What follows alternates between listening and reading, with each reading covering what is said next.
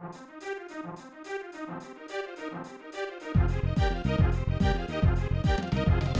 Lolberts, that's our word, brought to you by the Georgia Guidestones. Oh, never mind. Anyways, I'm your host, Jim Jesus, and today we have a special, brand new co-host. Why don't you go ahead and introduce yourself?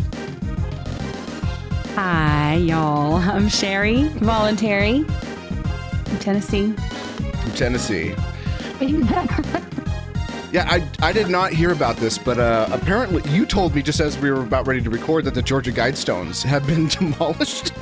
What is happening? I guess completely now.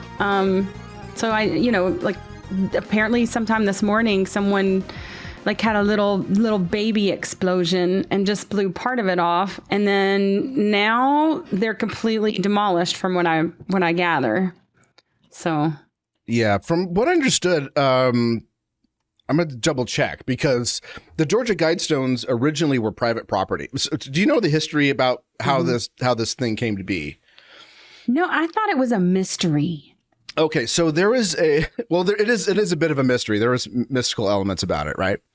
Right. I forget there's some sort of almost like secret society. I forget what it's called. It's like something of the Rose or something like that. It's a Catholic organization, I believe. I could be completely wrong about this part because I'm not 100%. But they were definitely one of the people who were trying to figure out, okay, what do we do if there's in some sort of nuclear holocaust where most of the population is wiped out? What can we do in order to make sure that humanity survives so that that'll never happen again, and two, to create a more equitable and better society? I don't necessarily agree with any of their statements, sure. Right? I don't. But a lot of them were kind of well-to-do, and there's kind of little enclaves everywhere, kind of like the Freemasons, but they all kind of know each other a little bit. They don't really hold any real power other than, maybe some of them are a little bit wealthy. And in the 1980, an anonymous person who it's assumed that he's some sort of member of this group, put forth money to create this kind of American, I can't even think of the term now. Stonehenge, yeah. That has all kind of astrological things that you can look at to see when, if the moon passes through it at a certain time, then it's this sort of moon, or if the sun crosses through these pillars at this particular time, and there's a little hole in there to determine exactly when it is, then it's a summer solstice, and all kinds of really interesting things like that. But very Catholic. Yeah. But then there's these things written on the side in multiple different languages, and I can pull up exactly what it says, and it kind of sounds scary if you don't understand the context. Even with the context, it's still a little scary, but it's the context makes ominous. It's a little less so. So it says maintain humanity under 500 million in perpetual balance with nature. Guide reproduction wisely, improving fitness and diversity. Unite humanity under a living new language, which what is it going to be, Esperanto? Right. I have to get William Shatner to teach us all Esperanto. Rule passion, faith, tradition, and all things with tempered reason. Protect people and nations with fair laws and just courts. Let nations rule internally, resolving external disputes in a world court. Avoid petty laws and useless officials, which that's all of them, I guess. Balance personal rights with social duties. Prize truth, beauty, love, seeking harmony with the infinite. Whatever that means. Be not a cancer on the earth. Leave room for nature. Leave room for nature. Ooh. See, that's the stuff that seems ominous to me. It's the environmentalists kind of thing. On its face, a lot of them sound okay, I think I can understand a charitable version of that where I'm okay, fine. But when you read the first two, you're kind of all right, you're already on shaky ground here. Don't try to peddle it. But the idea was this was supposed to be the rules after there was some sort of nuclear holocaust because of the evil people that they saw as evil destroying the entire world. Is this a good solution? No, I really don't think it's a good solution.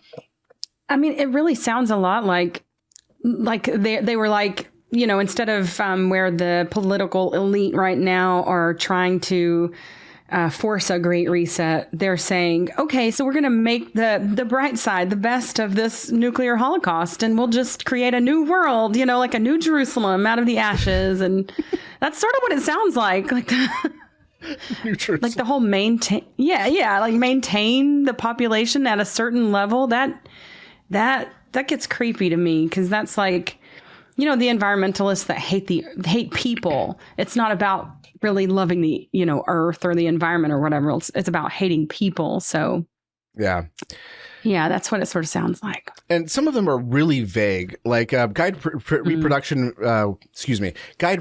wisely, improving fitness and diversity. That could right. If a charitable version would be like, okay,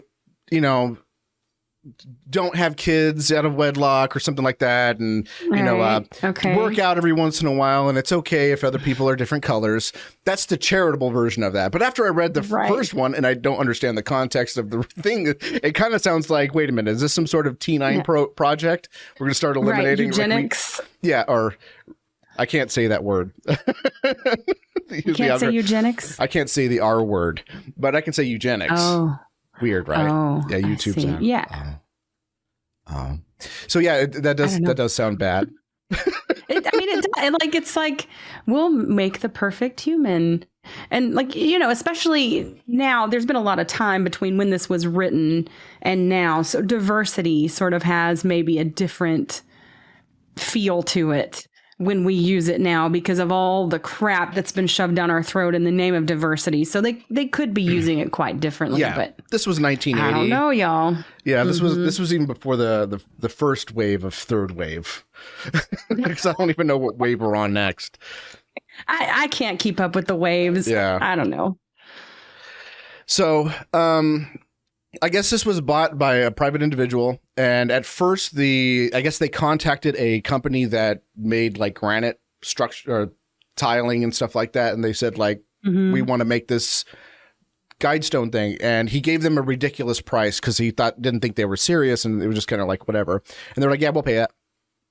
And he was like, oh, okay, oh, you're serious, okay, all right, let's give you a real estimate now. And then they built it on the land. He did it through a phony name and a phony company or organization, just to ensure the people's anonymity for who wanted to create the project, because they thought that people might look at these Guidestones with the worst intention and not understand the context of it. Which kind of happened, but at the same time, it's still kind of creepy. And how could you look at my manifesto in the bad light? Right? You have to assume. People are going to take you out of context. Yeah. That's especially, maybe not in the 80s. Maybe people were more charitable back then. I don't know. The internet kind of ruined everything. I don't know. But they gave it to the granite construction company. They bought the land. They own the land, and they were just kind of holding on to it with reserves from the money that they got for the project. And then I guess after a while, the guys stopped communicating with them, and they were just tired of dealing with it because people were always like vandalizing it or trying to vandalize it. So they ended up selling it to the city. And I did see some people who were talking about damaging the Guidestones like 2 months ago, and I was just like, why are we even talking about the Guidestones again? And then there were people, there were like Congress people talking about demolishing it, and I was like, what the heck is going on here? Like, why is this getting brought up? Because it's an obscure reference. These Georgia Guidestones. It's like it's trending on Twitter or something 2 months ago. Yeah. Like, why though? Like, what would that be? I don't know. It is really strange. I don't know how some of these synchronicities that pop up sometimes could lead a more metaphysical person maybe to believe that there's some connection. I mean, maybe there is, but I don't know. Sometimes I tend to see like hear something and then it pop up and I'm like, oh, that's interesting. Yeah. So from what I understand, there was someone from Georgia. It was either someone running for office or someone in office who was, it was some lady, I don't know. Candace Taylor? Maybe I don't know. I don't care. She called for the destruction of the Guidestones in 2022. Yeah, she said that they were like Satan's tool or something like that, and we're gonna fight the devil. And one of the best responses to that tweet, I could probably find it if I looked for it. Was like, I heard you already defeated the devil down there once with the simple fiddle. I thought that was probably one of the best. Him once, that son of a bitch. Right. Yeah. Oh God, that is pretty great. That's the best part of Twitter.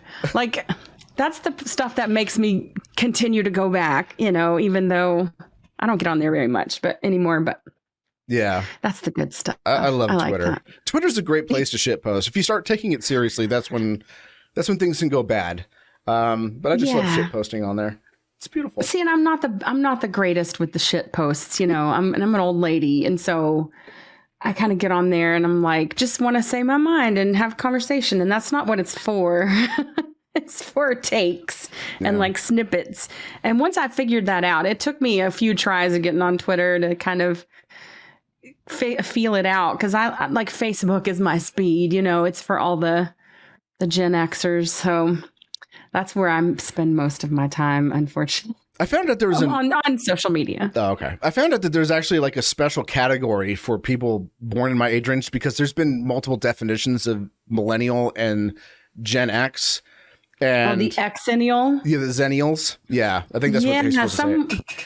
Okay, well, somebody told me that I wasn't. They said Xennial. Xennial makes more sense, but I've heard that. I was born in 1977, so 82 kind of the end of the Gen X. But you know, I remember most of the 80s.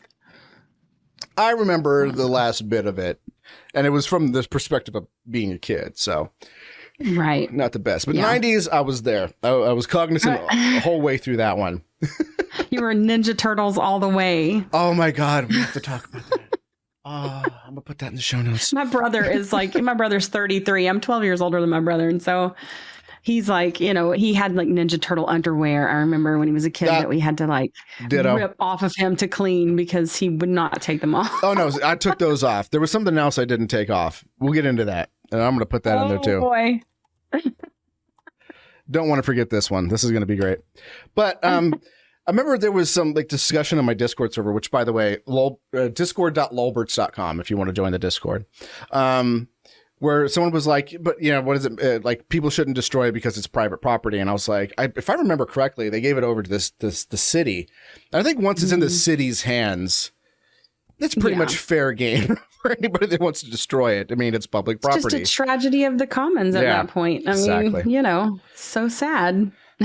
But I'm not shedding any tears over that bullshit. I mean, I believe in private property, but I wouldn't advocate for someone to go and blow up someone's private property, but you know, the city property, I don't give a shit. Can I say that on here? Can I say bad words? I'm definitely not naughty words. I'm not encouraging it, but I just don't care. Yeah. Okay, I will be good then. But I am sad because I did want to see it. I legitimately wanted to see it just as kind of like an oddity of just like conspiracy culture. Because I don't know, I was always kind of really interested in like from the critical angle of conspiracy theories, which I guess now we're all conspiracy theorists. Right. Now. Thanks to that virus that shall not be named. Yeah. Which all turned out to be true. Right. You know what's sad is I always thought, oh, that'd be really cool to go see. And I'm only like 3 hours from there, 2.5 hours something. So I really missed my opportunity. It's kind of like that, you know, the touristy thing that's in your town. And you think, oh, it'd be cool to see sometime, but you never go because it's always available to you. Or maybe not like that. But yeah. I mean, there was a few places in Vegas that I didn't get to see when I lived there that I should have seen. Like I driven through Red Rock, but I've never actually like, you know, did the walk around and you know, the Red Rock Canyon or anything. I never did that. Right. I never went to Mount Charleston. Always was bummed about that. Okay. But anyways, yeah, I wanted to see this thing before it went. And it's not because I agreed with it, just to be clear. Right. I just wanted to see all the little weird holes and stuff that they put in there to maybe go like on a summer solstice and actually see the sun blaring through it. But yeah. So what do you think then is the connection? If it was Catholic in the beginning, then why all of the kind of esoteric, unless they have more to do with astronomy than I know? Like, why would they build it in such a way as to mirror the hinges? Well, I do know that the Catholic Church is really big on astronomy and stuff like that. So, Right. and it might have been more of kind of like, now that, society is gone, here is like this giant granite thing that's still going to tell you like when the solstice is, when high noon is, and that all sort of thing. Oh, Yeah, I think that's what they were kind of going for. Right, because this is after the apocalypse. Okay. Well, not the apocalypse, but the nuclear one. Right. The man-made one. Nuclear holocaust. Yeah. Steve Gutenberg has already come. And yeah. Oh, so here it is. Yeah. Candace Taylor, a candidate running for the Georgia gubernatorial primary, released a campaign calling for the destruction of the Guidestones. That was her. Okay. So you're right. Yeah. That was her. Yeah. My favorite thing is the spelling of her name. It's like, it's just stupid. Candace. K-A-N-dis.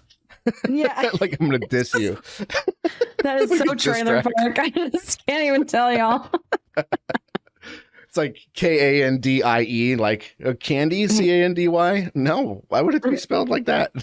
Right. She's I'm DJ Jim. Candace. You spell it G-Y-M. No, I've never Sherry been. with a Q. Yeah. That's kind of a bummer. I wanted to see this thing, and it's kind of a bummer. The next Take time your you guys blow crystals. something up, can you do it after I go, please?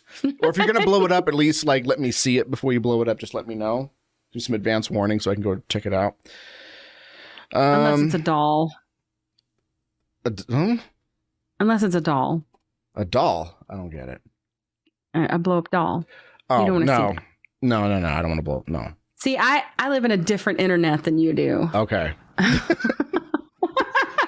Blow up doll. Get it. Do people I don't think okay, people mom use joke hour is over. I have seen someone's blow up doll before, but they bought it as a joke. They went to a sex shop and like while we were walking around, he was like, hold on. And he ran inside, bought a blow up doll and blew it up and was walking around with it all day under his arm. We're like, what are you doing? It ended up getting destroyed by the time we were done walking around, but yeah. Was it one of those like the hair that's like weird and like there's not very much hair? It's just kind of thin and gross. It was more like a joke one. It was all just all that weird material. On. Yeah. I don't even think the probably hole was meant to actually be used. There's only one hole because it's a discount sex toy. Yeah. Or just had the hole that clearance rack. Or just one hole that went through the front and the back, and that's supposed to be both. Oh boy. Oh boy. Mom, what did you used to do on the internet? Well, I don't know. I come from the old internet too, like the 90s and shit like that. Speaking of the 90s, and we'll get into all the SCOTUS stuff because I know everybody's itching to. Because I've been teasing this on my locals. okay. But the Ninja Turtles, they just came out with a brand new video game, and it's amazing. It's called Shredder's Revenge. And did you ever play the arcade games? Ninja Turtles games? I played them a couple times. I was not a player of them. I'm a Mario girl. I kind of and like little puzzle games and based. Like all the old, like the first person shooter type things, or is that what they call? No, what do they call those? The arcade style games that. Oh, you mean like the light gun games?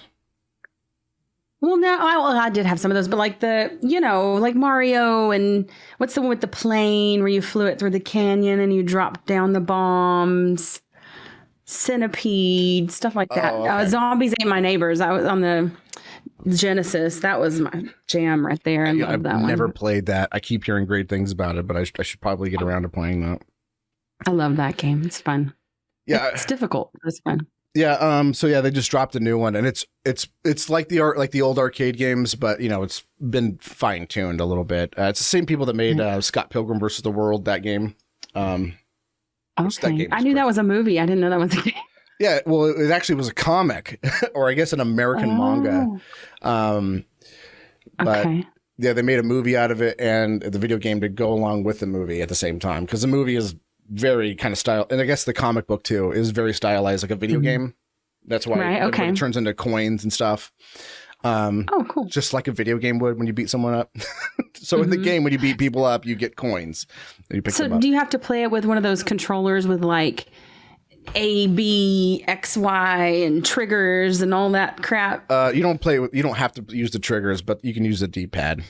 Just like you would like a Super Nintendo. You just treat it like a Super Nintendo controller, yeah. See, that's where I like that's you should get too many buttons and crap. I'm done. I don't want to do that. Yeah. That's not fun to me anymore. I just like simple. I really like the art. I grew up when I was really young with the Atari joystick, with the one button and God. And then the NES game controller. That's like the peak of controllers for me. I love those. Maybe I didn't have a problem with all the new buttons on modern controllers because my first console was an Intellivision, which had 12 buttons just on the face, not to mention the 4 on the sides.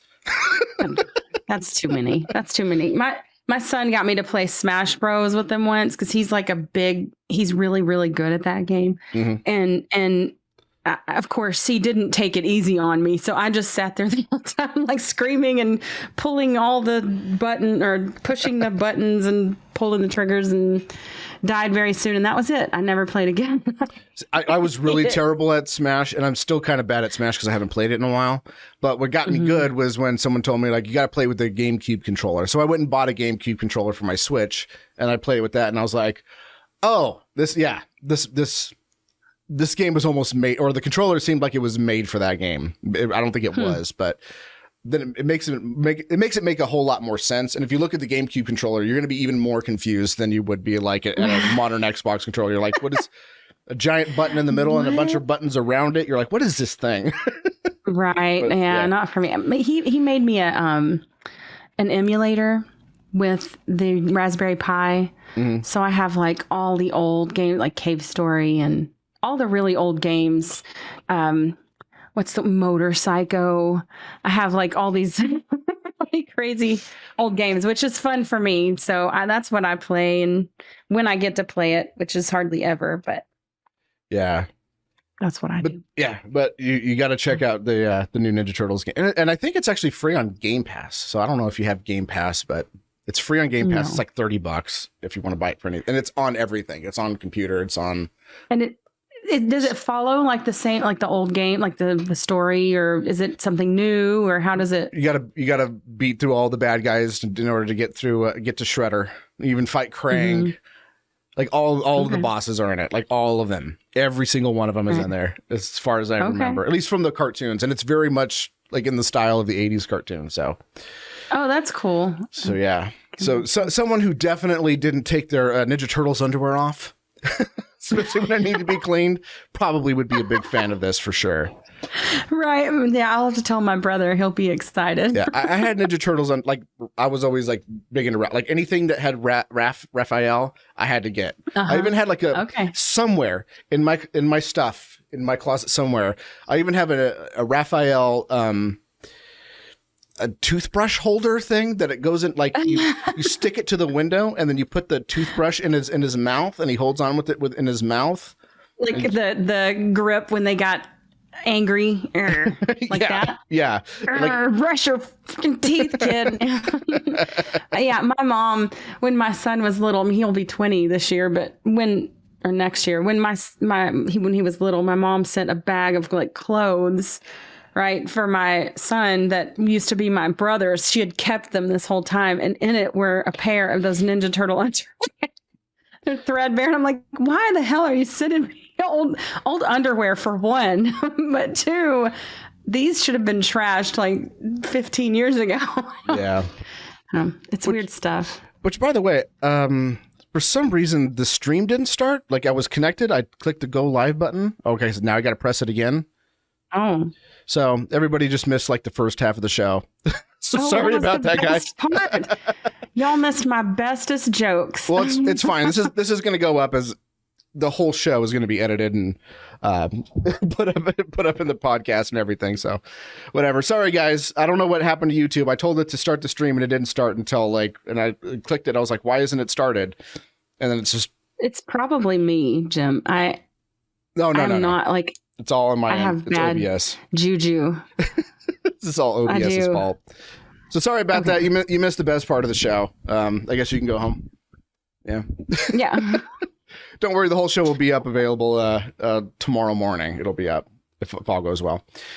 Sweet. But yeah, so my thing wasn't like the Ninja Turtles underwear. I mean, I had the Ninja Turtles underwear, but I would take them off to watch them. The one thing that that my parents did have a trouble with me with was, I think when I was about like 6 or 7, I don't remember which, my aunt was really into like sewing, and they would go into like these big sewing places where they had like these little kits made out of like tissue paper and like outlines, and they would like, you could buy whatever you want, like dresses or whatever, and you'd open it up and then you buy the fabric for it and then make those clothes, right?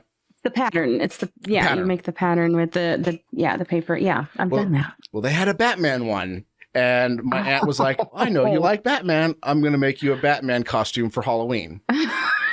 So she made me a Batman costume for Halloween, and it was the black one, right? It was the same pattern for the black one and the 66. The blue. Yeah. The 66 Batman.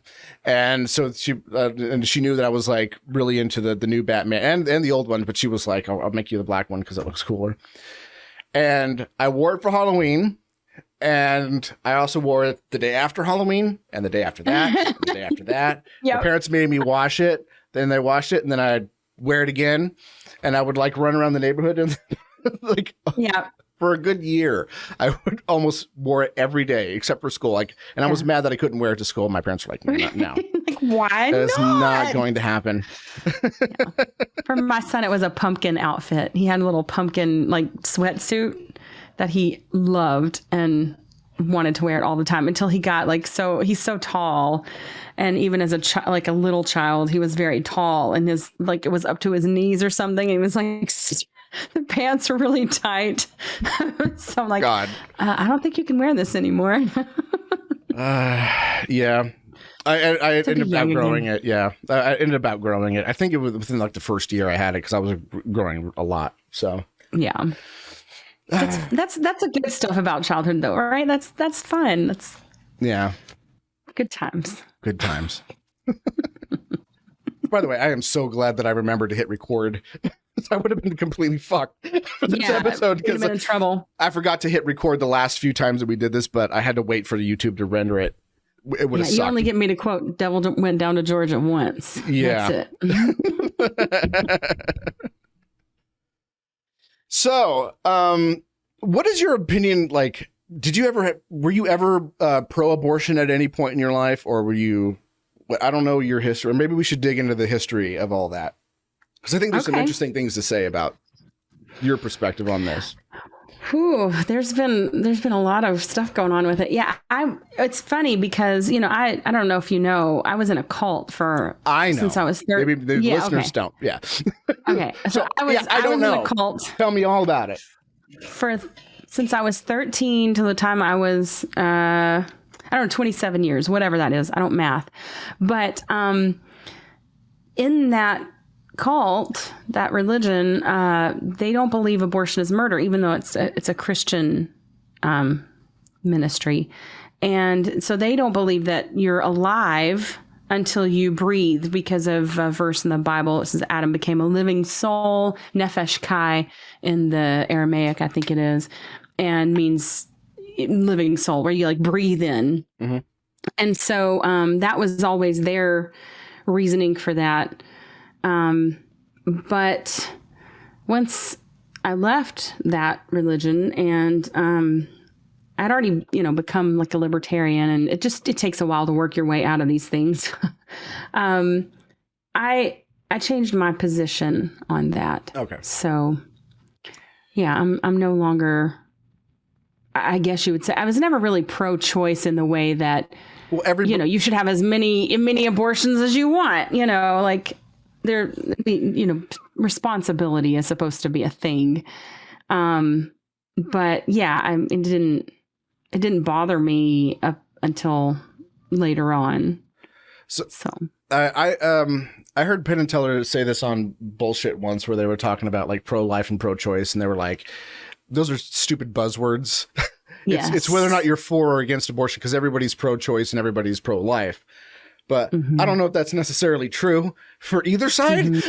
So I mean, like, I think those are just because it's so annoying, because I'll be like, oh yeah, I'm pro-life, and then someone will be like, well, you're for killing people who want to, break into your house, and I'm like, okay, but that's not what it's talking about. But okay, and so I'm just like, okay, we're talking about abortion. I'm gonna say I'm anti-abortion now, or pro-abortion, whatever. People. Yeah, or the people that, how many babies are you gonna adopt? All 0. that stuff. Like, 0. And I'm also not gonna make any either. Right, and you're gonna figure that out, right? Like, all on your own by yourself. Kids are sticky and they ask too many questions. Yes, they're more than sticky. Let me tell you, they're disgusting. Yeah, children, and for like a year at least, they just are snot factories. At like the 2-year mark, there's something going on with their immune system. I forget what it is. It's like really ramping up, and so they just snot constantly. I have PTSD from the snot years. So yeah, I'm good with milky vomit. I'm good. Have fun with that. I had nephews. I took care of them when they were babies all the way up until adults.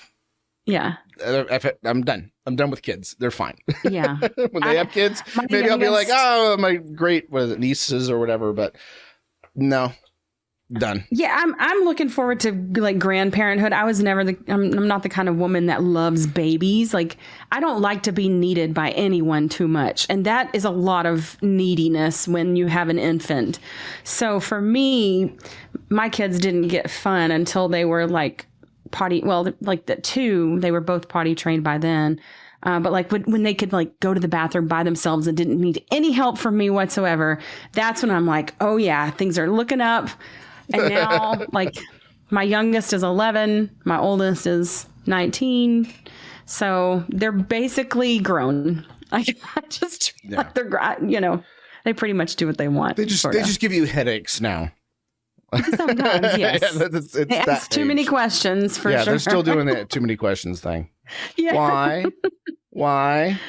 Yeah. Okay, I love you. Bye. Yeah, no, I'm good. Right. Yeah, no. What's great is when you're okay. I've had my fill hanging out with kids. Go home. Yes, that's what I'm looking forward to being a grandma, because one day, because I can play, I can do my own grandma, my own life stuff, and then I can come over and mess with their kids and get them all riled up and in a bad mood, and then leave. And they deal with it, and it's like payback. Oh yeah. Can you imagine having a mom? It's terrible, let me tell you. My grandparents did the same thing. Perpetuate the cycle. My grandparents did the same thing with us. Yeah, exactly. Spoil us and be like, sugar. Have fun. Yes. Throw them in the air a bunch of times so they get sick at their stomach after you've given them, a boatload of sugar, and then let the parents deal with the aftermath. It's only fair.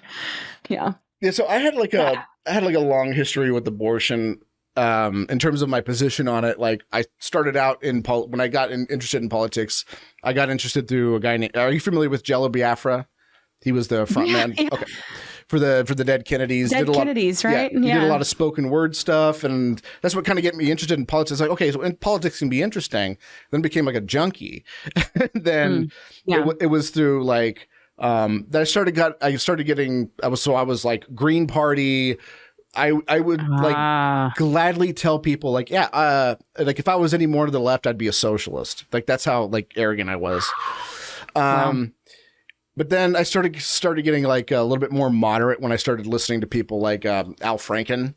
And then, but there was something like bothering me about economics, like because I didn't understand it. And there was a lot of things that like all these really smart people are saying that it's so, but I mean, that's not really an argument. So there was something like bugging me. Like I need to understand what's going on. But I just never looked into it. And it wasn't until I found Penn and Teller's bullshit where I was like, oh, they just did an episode of something I agree with. I think they did an episode about the Bible. And I was like, okay. And then they did one about PETA. I'm like, well, what's wrong with PETA? They're just, okay, maybe they're vegans or whatever, but oh my God, they're funding terrorism. They're they kill animals. People. Yeah. Yes, they kill animals. They're terrible people. I'm blocked by PETA on Twitter. I love it. Badge of honor. Yeah, that is my badge of honor. That's pretty awesome. But yeah, so it was like, you came from like the left. Yeah. The really California progressive. Like I campaigned for Peter Camayo's gubernatorial runs twice. Once his first run was just not enough. And then when they did the California recall election, I would have voted for Nader if I was like a month older, because I wasn't going to turn 18 until like the next month. Well, geez, I as much. Yeah, I deal with enough is adult not babies. A bad dude. Like I like Ralph Nader more than most. Like he seems more genuine than most, politicians anyways. Yeah. I mean, I could say the same thing with Bernie Sanders, but I don't want them having any sort of reign of power. Yeah.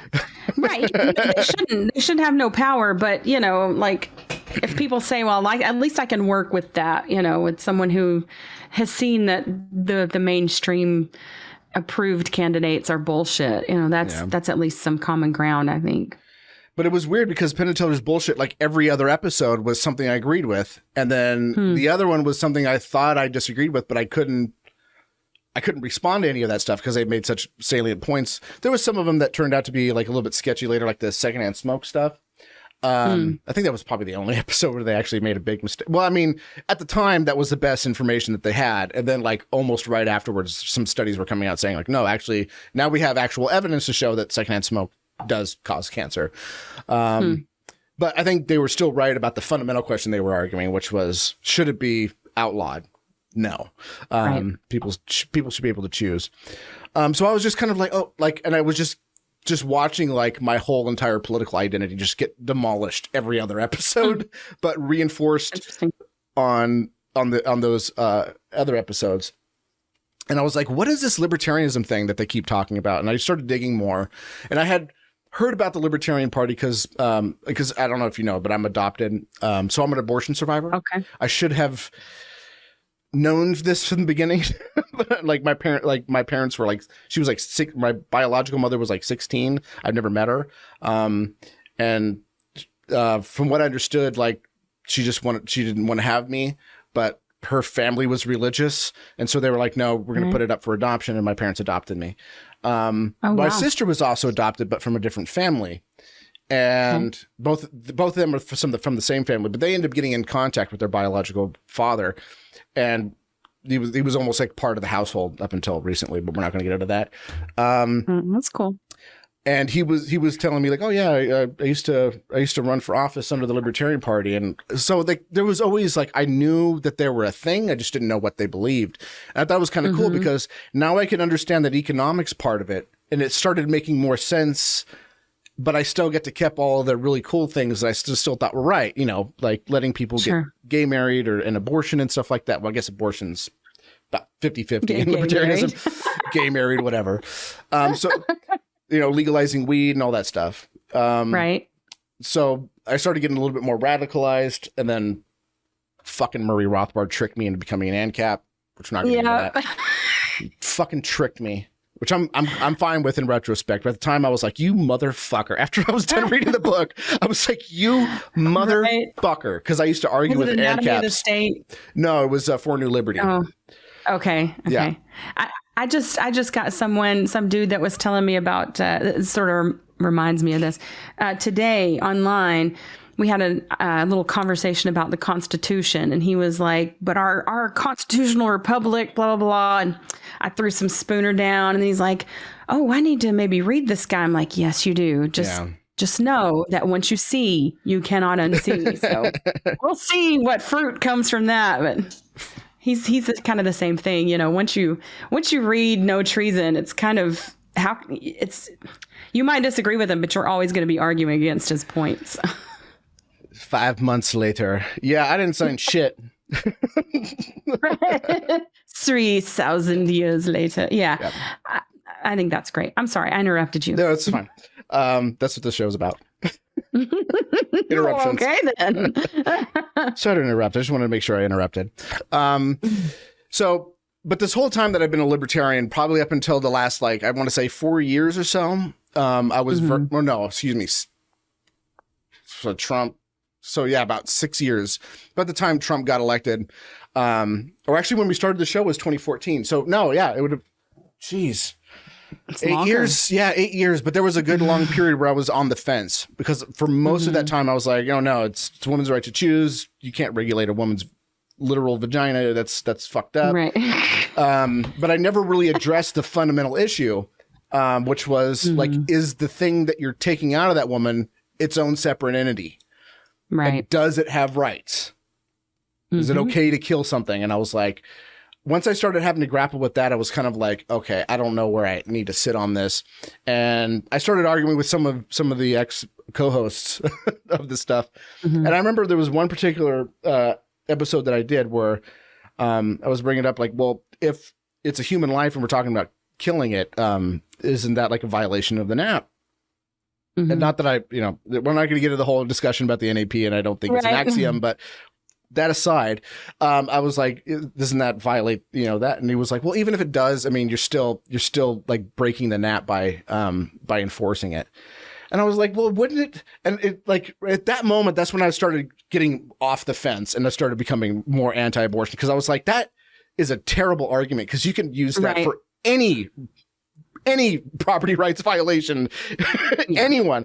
Oh yeah, sure. Like you could stop murder or whatever, but you'd still be violating the rights of the murderers by stopping them from murder. Like, what? Even same with rape, burglaries. Of course. Yeah. Because once you give up those rights, when you're violating those rules, then all cards are off the table for you. It's a slippery slope. Yeah. So just kind of like that doesn't make a whole lot of sense. I started coming off. And I want to say about 4 years ago or so, that's when I was like, yeah, I'm just anti-abortion. I think this is bad.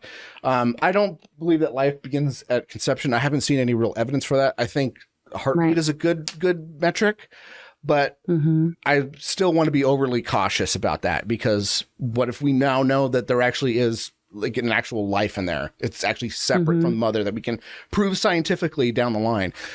Does that mean that all the babies that were destroyed before then were actually now murdered? It's like, I want to be like ultra careful with this. So I still think plan B is fine, but I think that's probably my line. Right. Really.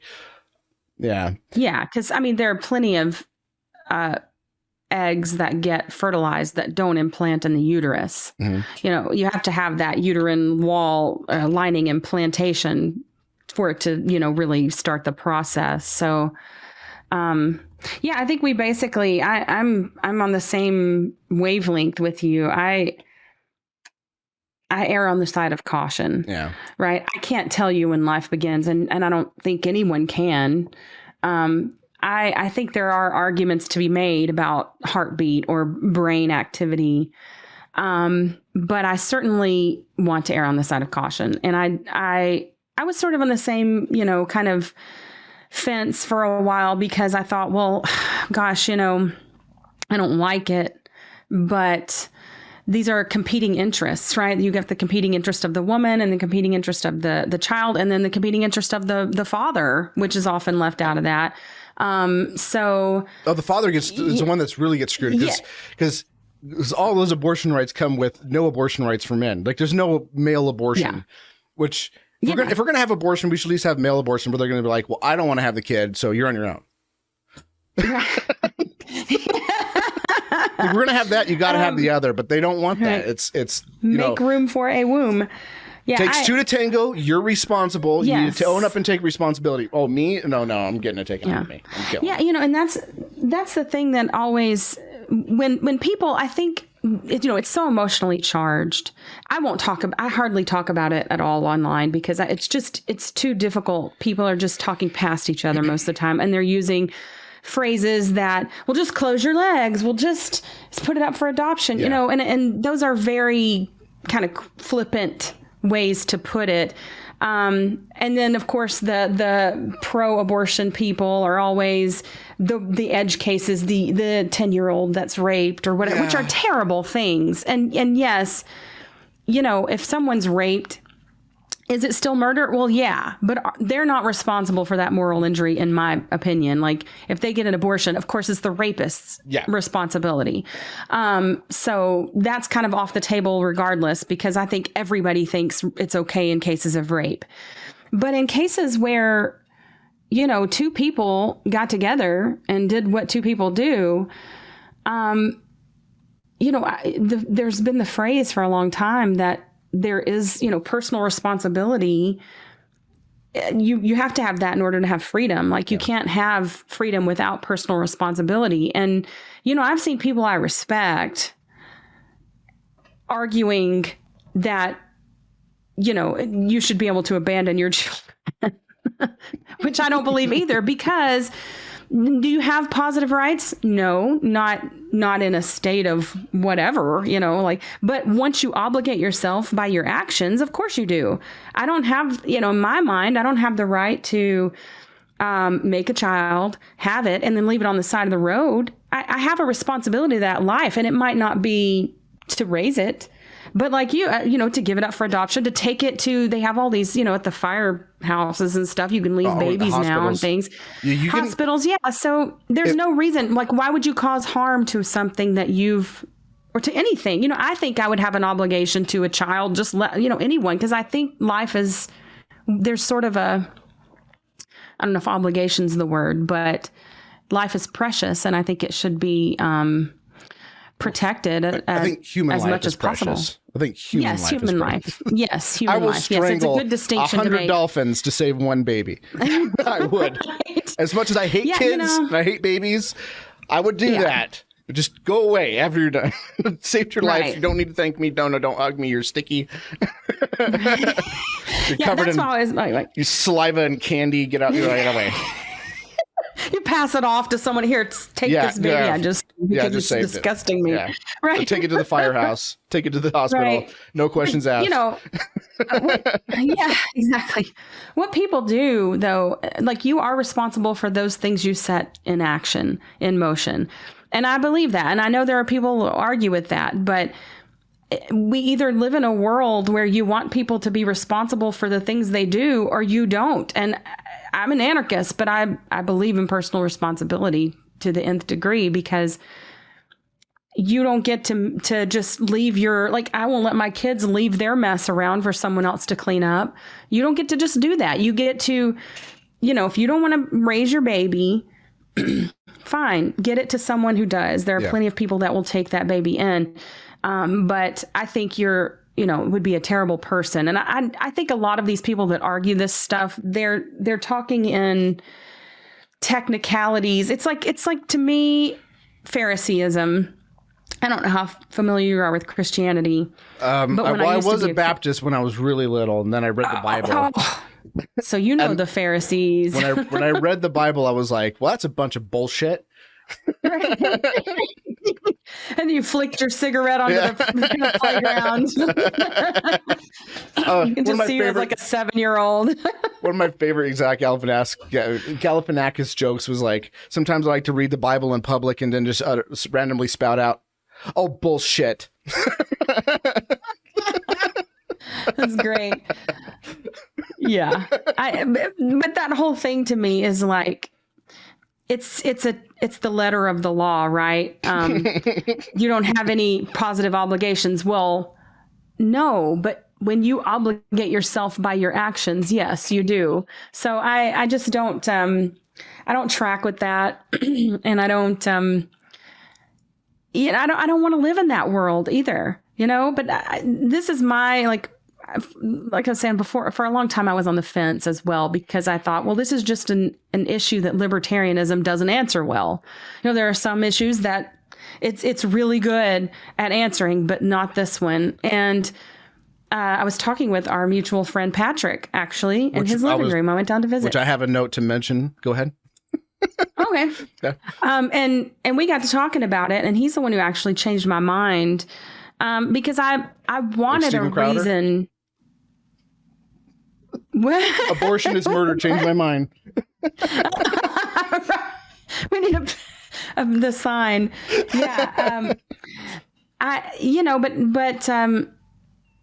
can't remember even exactly what he said to me, but I do remember having this conversation with him.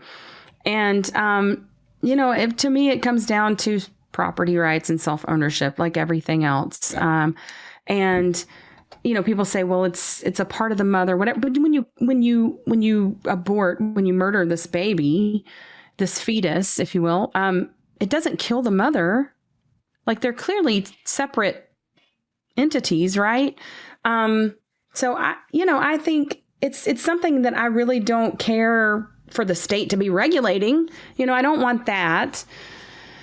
I still think it's sticky in that way, because I think what people don't often talk about either are all the targeting of abortion towards certain communities and all of the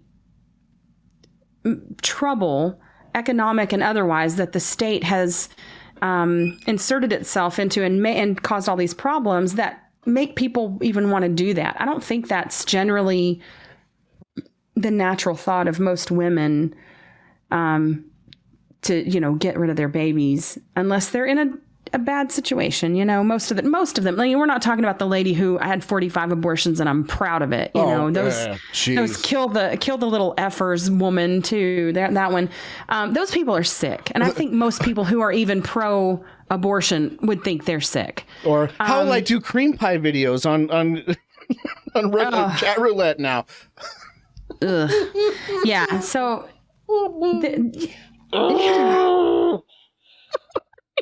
are you okay over there? Oh God! But like those are people. I saw a meme about that one. Where it was like, what was it, Ned Flan or the church lady in The Simpsons? She was like, "Think of the cream pie videos." Oh my God! Wow! There's a market for everything out there. Yes. I'm just saying. There's a market for, including babies. Oh man, we're going to. If there was a hell, we'd be going there. No, not for sexual. No. That's not what I'm saying. I'm saying people who want to adopt, they should be able to buy kids. Right, okay, just buy children on the open market. Yeah. But yeah, I think if people could talk about it with less emotion, it'd be good. Because look, abortion's been around for a long, long time. Like probably maybe 1,000 years, a long time. I think there's records of that. So it's not like it's not for as long always as stairs have been invented. Yes. For as long as what have been invented? Stairs. Stairs. Oh God. Oh gosh. Yeah. Whew. But I think fell. it was always. Yeah. Oh, she just fell. I swear. Didn't you, honey? Stop being so clumsy. That got really dark really fast. I'm sorry. Go ahead. It's like my childhood all over again. No. But yeah, so I think it's it's a highly charged issue, which it should be. We're talking about human life, like that Louis C.K. joke. I love it when he talks about all these weirdo pro-lifers. And they think you're murdering babies, but you are murdering babies. It's something like that. And he has such a great way of doing that. But it matters, and I think you want to hear what people have to say on the other side, but people are just so, because of state interjection into this issue, it's made it much worse. I mean, we know that the state messes everything up. So I think the state being involved in it at all, from what I understand, it was part of, what was it, Nixon's Southern plan strategy? Or something? Southern strategy to get Southern Democrats who are, they're Democrats because they're like union, they want unions, or they want certain social programs. They're not like the leftist type liberals, right? They're Southern Democrats, which is a bit different, and they're religious. And so if we can get an issue that gets them locked in to our position, we'll take the South. And they did. And it's been people not really listening since then. And I think it's just gotten worse and worse and worse. And then now you have the people who are just hysterical about a decision that it puts it back in the hands of the states, which you're talking about federalism is where it always should have been in the first place. Yeah. So I think you even have Ruth Bader Ginsburg said it was a terrible decision. Well, she didn't say it was a terrible decision. She said it was on very shaky ground and that it was up to the legislature of the federal government to codify it into law. So the Democrats had 50 years and they didn't to do something about it. And they were like, nah, it's cool. Supreme Court got it. It's not like the Supreme Court ever overturns any of their previous decisions. Like, I don't know, yelling fire in a crowded theater or anything. Right. Nothing has ever been overturned. Right. Oh, right. I think it's really interesting, too, because for me, this is what I thought when I heard about it. I was like, wow, I'm surprised either side is going for this because they both use it as a wedge issue, right? Like, this is what keeps so many people entrenched. I mean, this is why a lot of people wouldn't join the Libertarian Party even because it had the pro-abortion to some people platform. And it's become just that important to people that it's their one issue. And I was really just shocked that it happened because I know that the Republicans want it to keep it an issue just as much as the Democrats do because they make a lot of hay off of it. Yeah. So I'm surprised. I still think that the Libertarian Party should remain completely don't talk about it. Like in terms of like the party itself, the candidates maybe differently, but the party itself should remain completely agnostic about abortion and just feel like it's up to the candidates until there's like been some shift one way or the other, like where the vast majority of them will agree. And I think the tide is definitely going the other way, at least in the libertarian community. I know that the tide is changing the other way, but people still look at the polls. But the polls are, when they talk about abortion, the polls basically ask two ways. They ask three different questions. Like, do you think it should be not allowed at all, allowed with some restrictions, or allowed with no restrictions? So even people who are like, well, I'm against abortion, once there's a heartbeat, which is like 5 weeks. And I think we need to err on the side of caution. So probably not within like the first few weeks. I think that should be allowed. That would fall into that category. And that's the one that gets the most. And so people look at that and go like, well, most people agree with abortions. What's like, well, no, not really. It's a very vague question. And pollsters know this. There's a guy named Frank Luntz, which by the way, fuck you, Frank. Frank Luntz talks about how like polling isn't necessarily, it's not all science. There's a bit of artistry to it. And there's an episode of Bullshit where he's in there, where that's where fuck you, Frank comes in, which by the way, fuck you, Frank. Where he talks to someone, he says like, should we spend more or less money on immigrants who come to America in terms of social services? And everyone goes, oh no, we should spend way less. They're like, okay, would you deny the children of illegal immigrants access to healthcare? Oh, no, they should be allowed to have. Okay, what about schooling?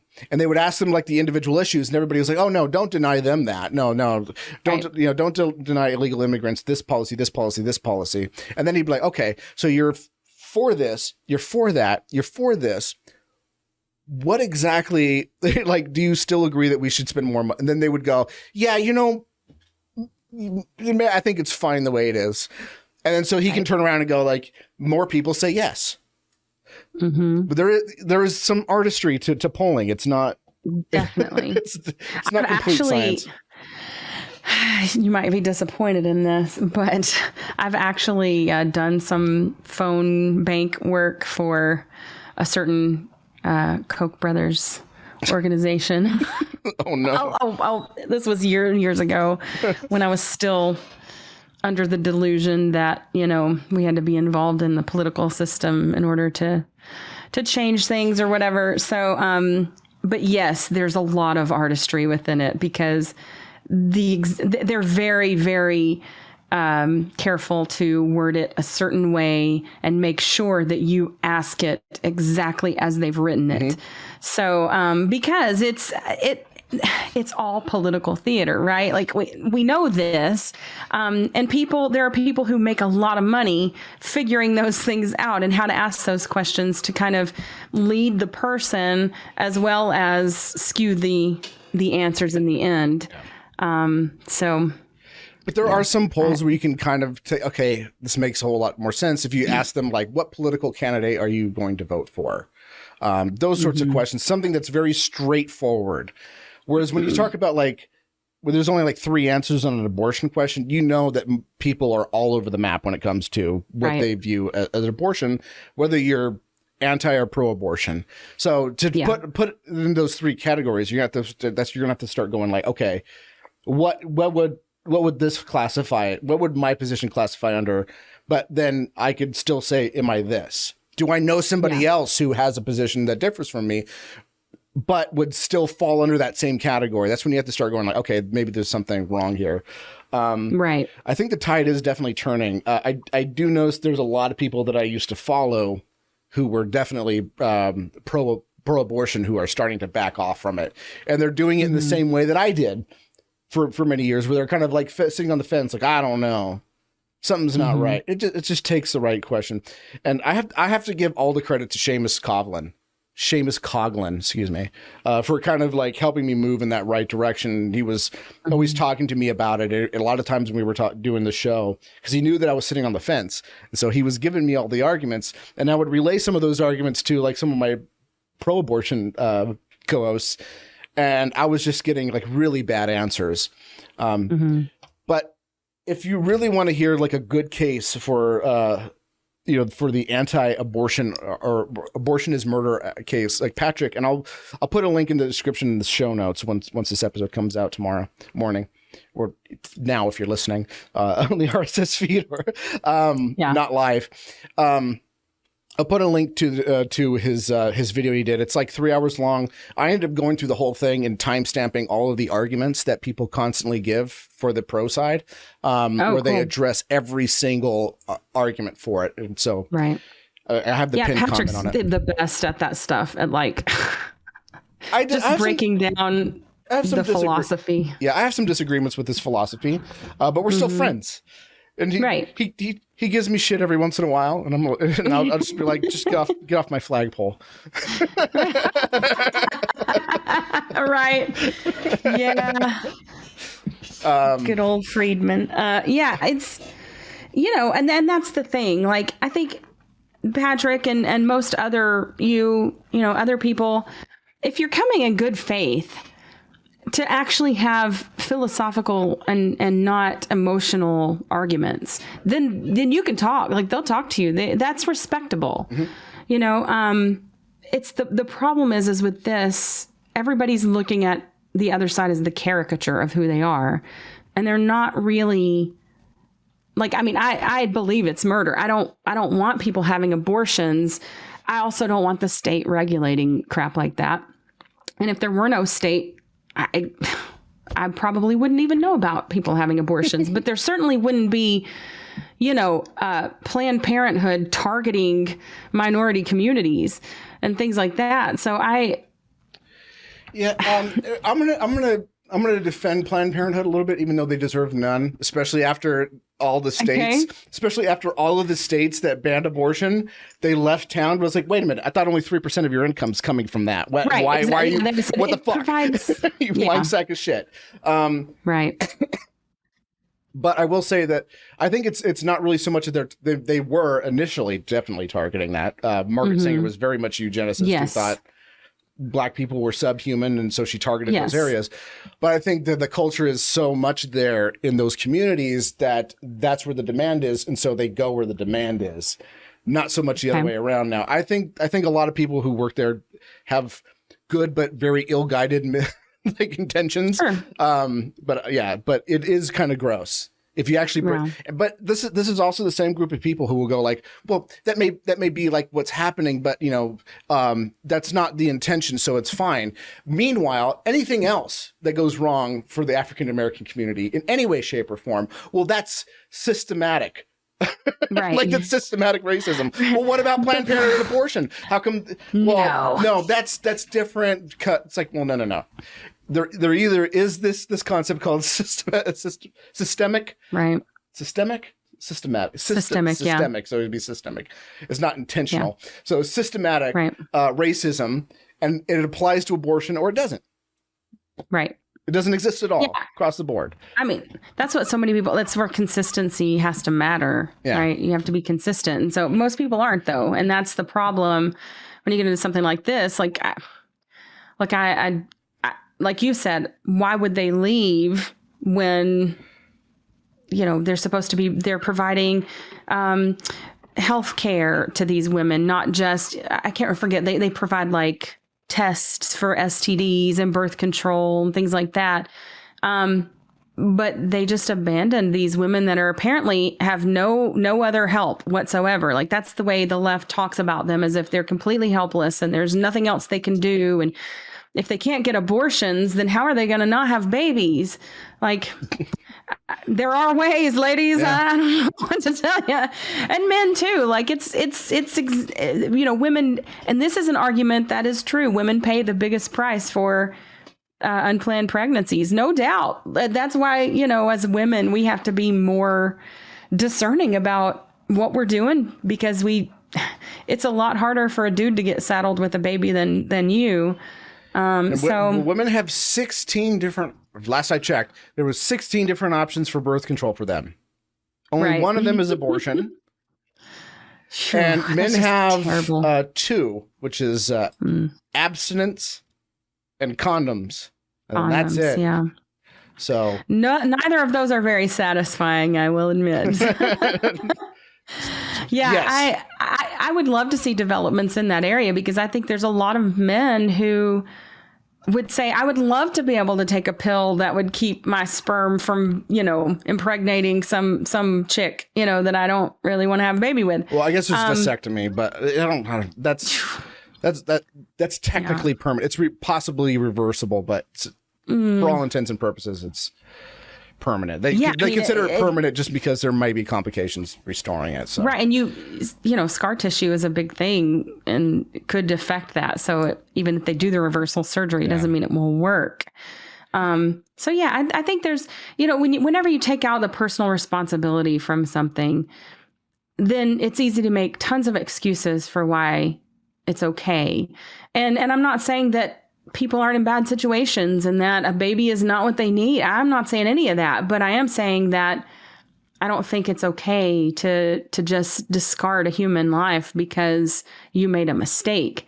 That's my opinion. Again, whenever you take it's going to make some people angry. I generally sorry. I ended up accidentally opening up the YouTube stream and it played back. So can you say that one more time?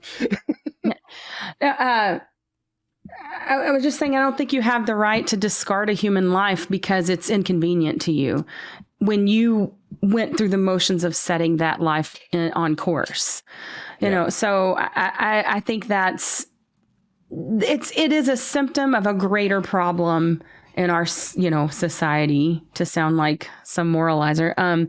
But where, there is a, personal responsibility is just not a thing that is very common for a lot of people. They don't think about their responsibility to themselves and their families and their communities beyond what they want in the moment.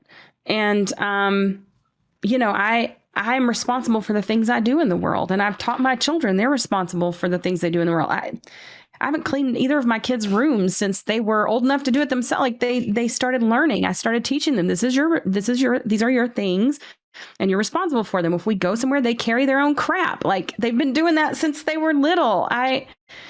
But people expect kids to just grow up and all of a sudden reach some magic number where they're all of a sudden responsible, but they don't teach them that.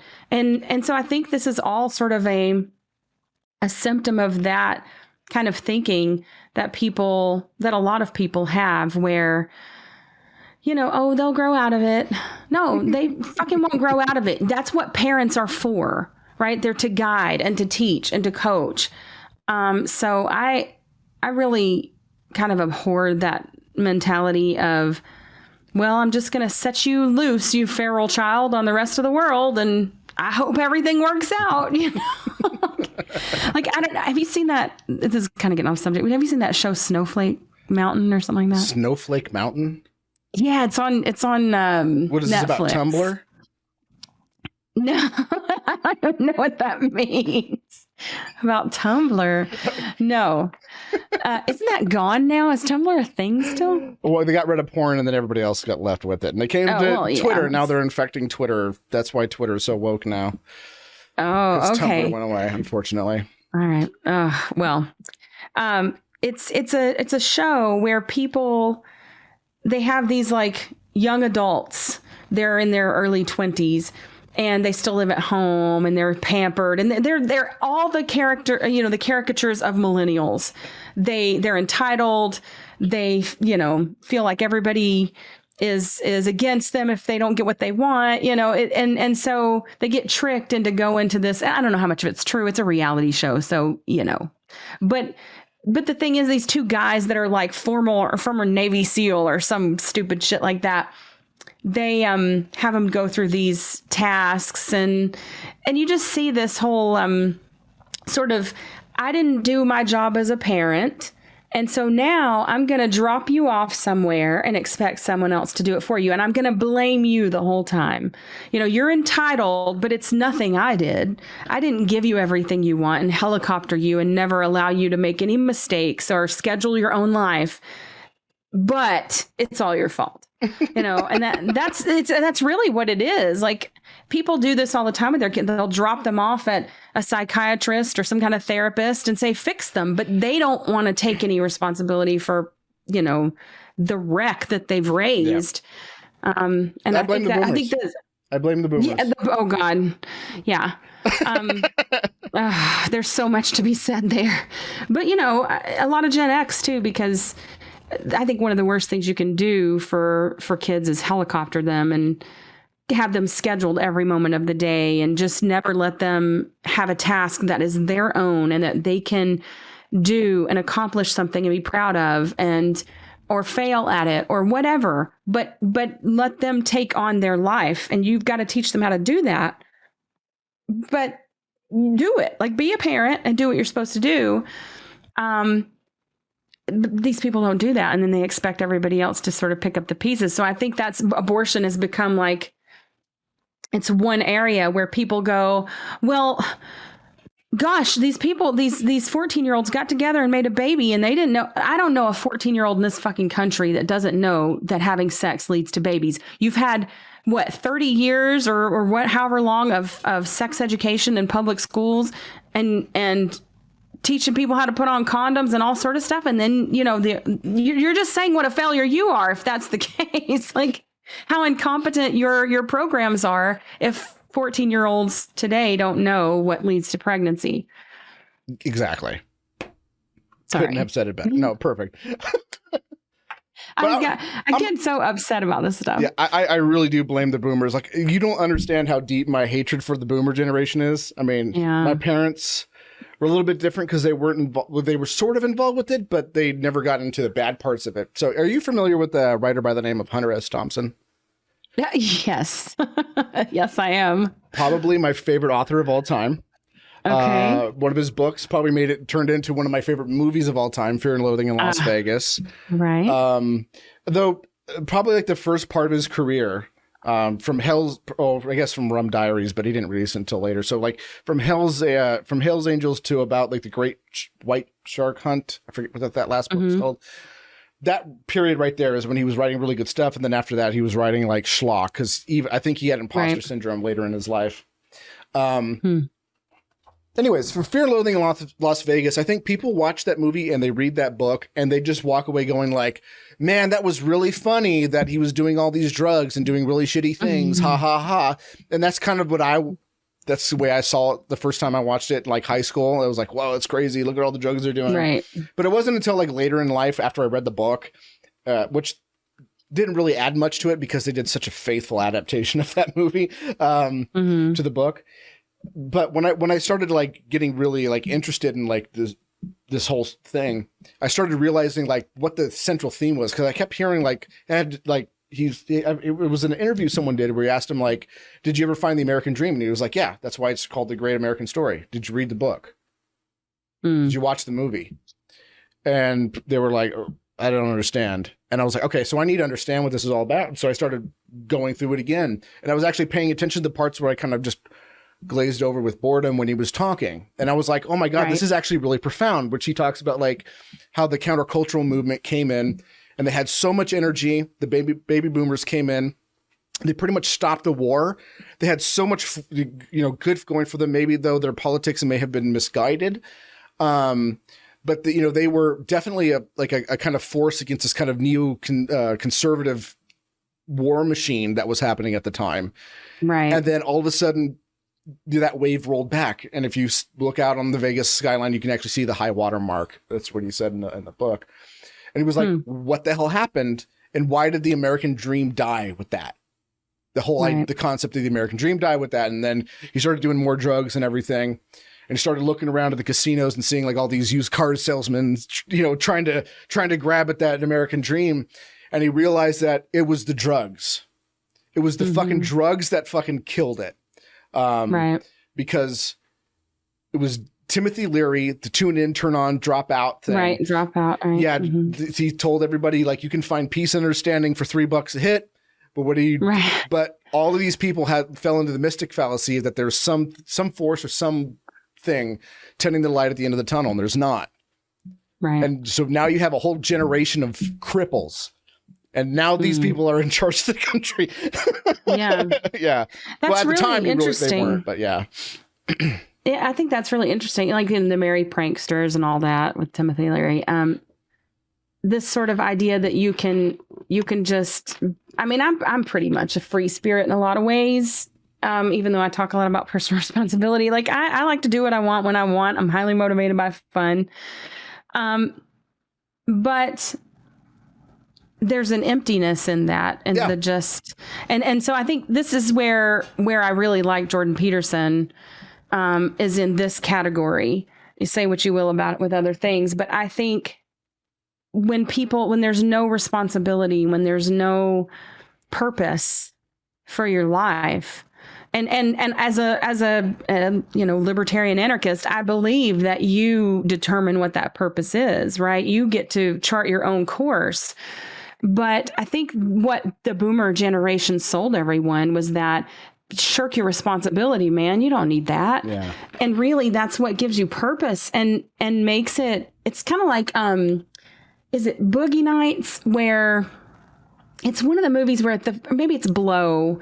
I think it's Blow, where they're, at the beginning, and probably Boogie Nights too. They're having their fun. It's all great. And then by the end, it's all just, ashes. It's turned to ashes. Yep. And I think that's the whole thing, is that, I as a anarchist, I believe people should be able to put in their bodies and do to their bodies what they choose, within the bounds of harming others, not harming others. But is that going to be your best life? Probably not. Nope. I've seen dudes that, split their tongues, split their penises, and, put all these rings and stuff in themselves and do all sorts of things. And are they really happy? They can never get in, like they never stop. Because, and I think this is, if you want to get into the trans thing, I think that's, part of it too, is that people are sold that there's a cure that is going to make them feel 100% great, and their life will be fine after that. And it's just not true. Everything takes work. Life takes work constantly. And,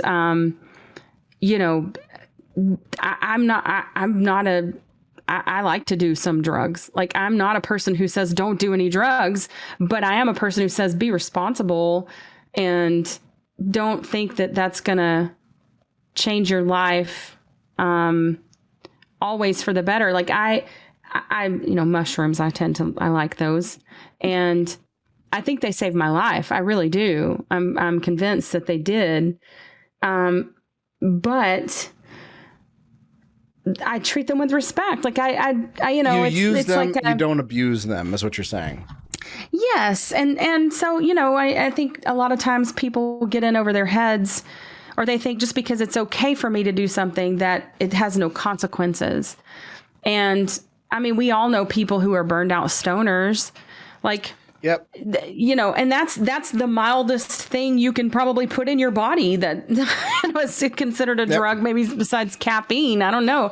But you can even overdo that, and so it's about finding that purpose in your life, the things that make you want to get up every morning, the people that bring you joy, the things that bring you joy, and investing in your own life enough to where those things are just accents. They're not your whole life. And I know people that I really like that drugs are their life. Yep. That's what they live for. And it's kind of sad. I can name names. Derek Rose. Right, Yeah. And it's like, just because you can doesn't mean you should. And I'm not going to tell you what you should do with yourself. I might, as a friend, say to you, hey, I think you're going off the rails here. And I think that's what someone who loves you should do. I hear a lot of times, like, anarchists, those try and say, you don't tell me what to do. Like, I'm not trying to tell you what to do. I'm trying to help you, point out to you that maybe. Am I being detained? Right. I'm not forcing you. Yeah. So there's a difference in caring about someone and saying, hey, is this really what you want to be doing with your life? And calling the cops on somebody like that. There's the difference. And I think a lot of people are seeing that. There's a lot of, you and I aren't spiritual, but there are a lot of people in the movement who are. I am, but I am an atheist. Right. Okay. I'm a Satanist, right? You got that? Okay. Yeah. Good. Yeah. Okay. Yeah. And it's not that. Well, I'm spiritual, not religious. Not like no, I'm religious. Right. And spiritual. Straight up. Just an atheist. Throwing the horns. I've looked into it quite a bit myself. I respect do they call them tenets of Satanism? Yeah. I don't know what. I respect those. They're very libertarian. Yeah. I do have some disagreements with the Church of Satan proper. I mean, they're very much pro-abortion, and I'm like, wait, what about number 9, buddy? Do not harm little children. Oh, yeah. What about that one? The littlest of children. Yeah. I think it's just, it's kind of anti-science to look at it as only a clump of cells. Like, it's my understanding from people who actually work with cells. You're a clump of cells. We're all just a bunch of clump of cells. Clump of cells, right. But that's the argument. Well, it's just a clump of cells. And the difference is a clump of cells in a petri dish in a lab isn't headed anywhere.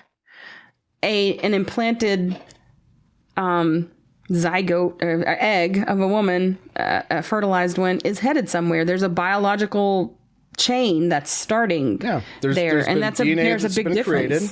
There's already the propensity for what the baby is going to look like, how smart the baby's going to be, propensity to mental illness, all that stuff. It's all there. Right. It's on that incredible. track. Yeah. And that's.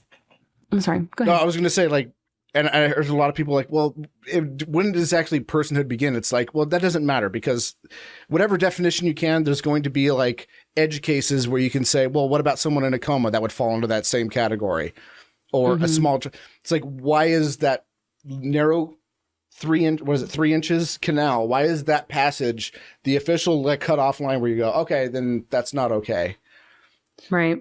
When exactly is it? When exactly do they gain personhood?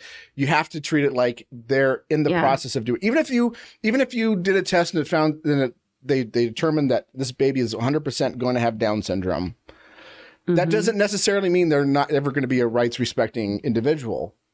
Because there are people who have Down syndromes who can actually function as a normal adult. Absolutely. They're just stunted. There are people, and you don't even know the odds of that. So, right. Yeah. and there's plenty of cases where people were told one thing and then their babies are born fine too. Or not nearly as bad off as they were told. Because, prognosis and diagnosis are different. Yeah.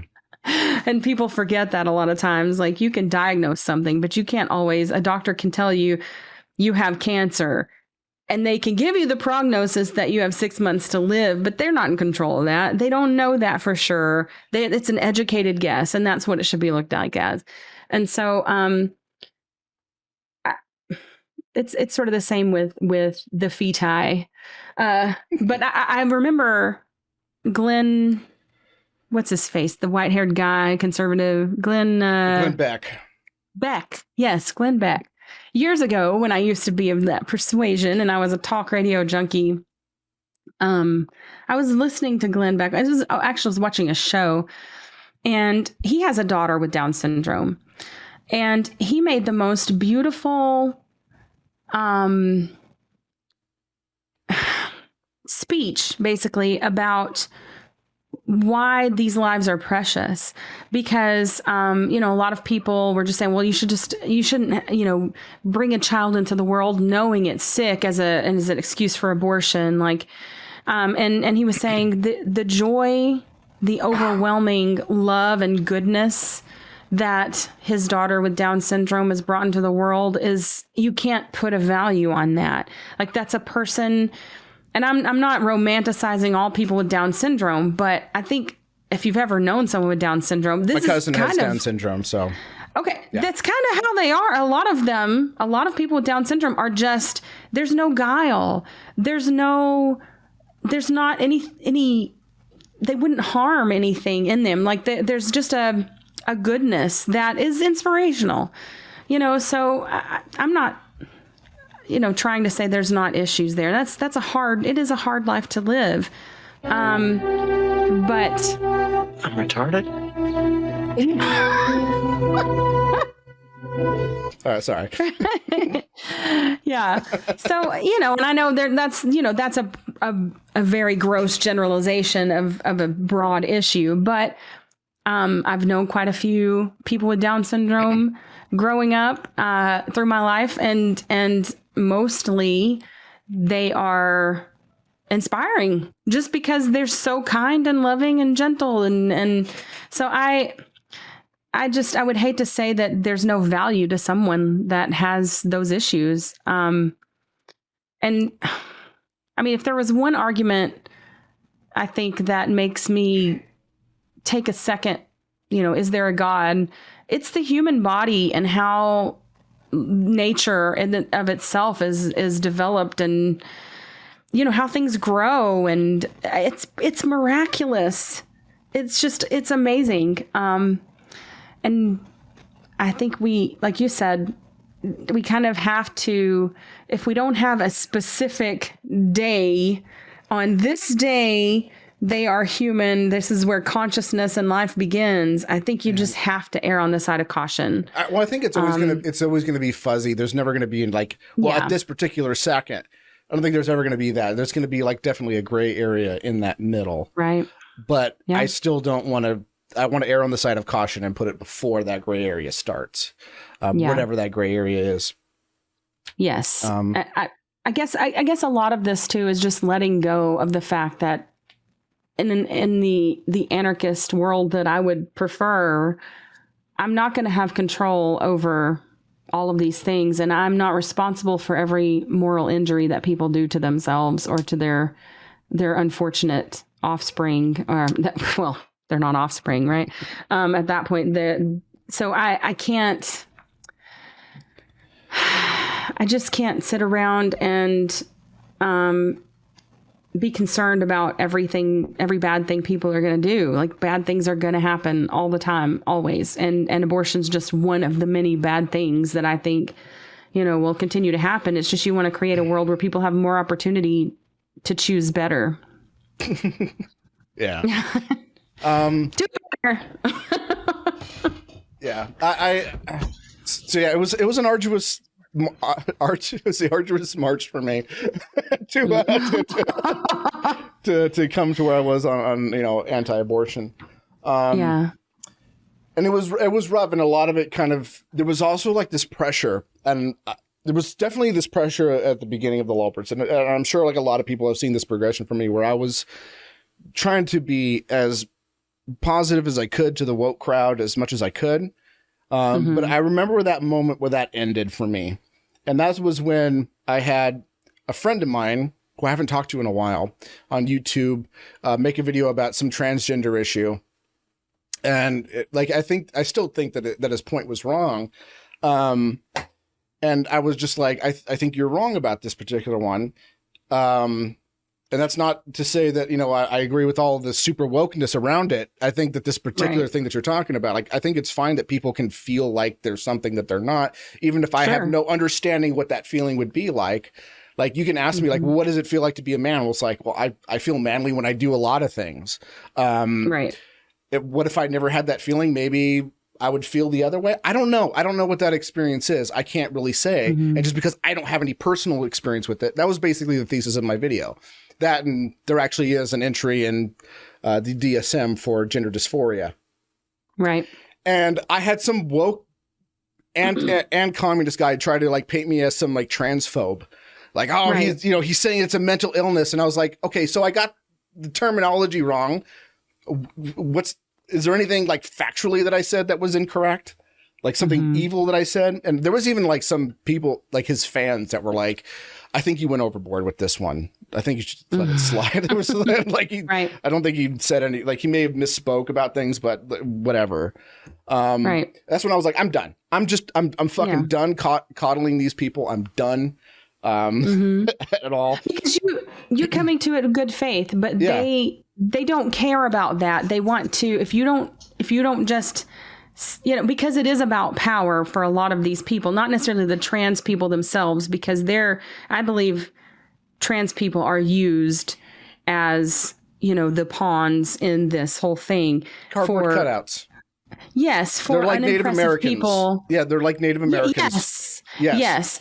They're unimpressive people to have social power over others. And what happens is you're trying to talk about, I think most people in this country today want to have these conversations with people, but are so afraid of those types, the woke types, painting them and just, shouting them down basically with their words. They care more about the specific, controlling the specific words you use than actually listening to what you're trying to say.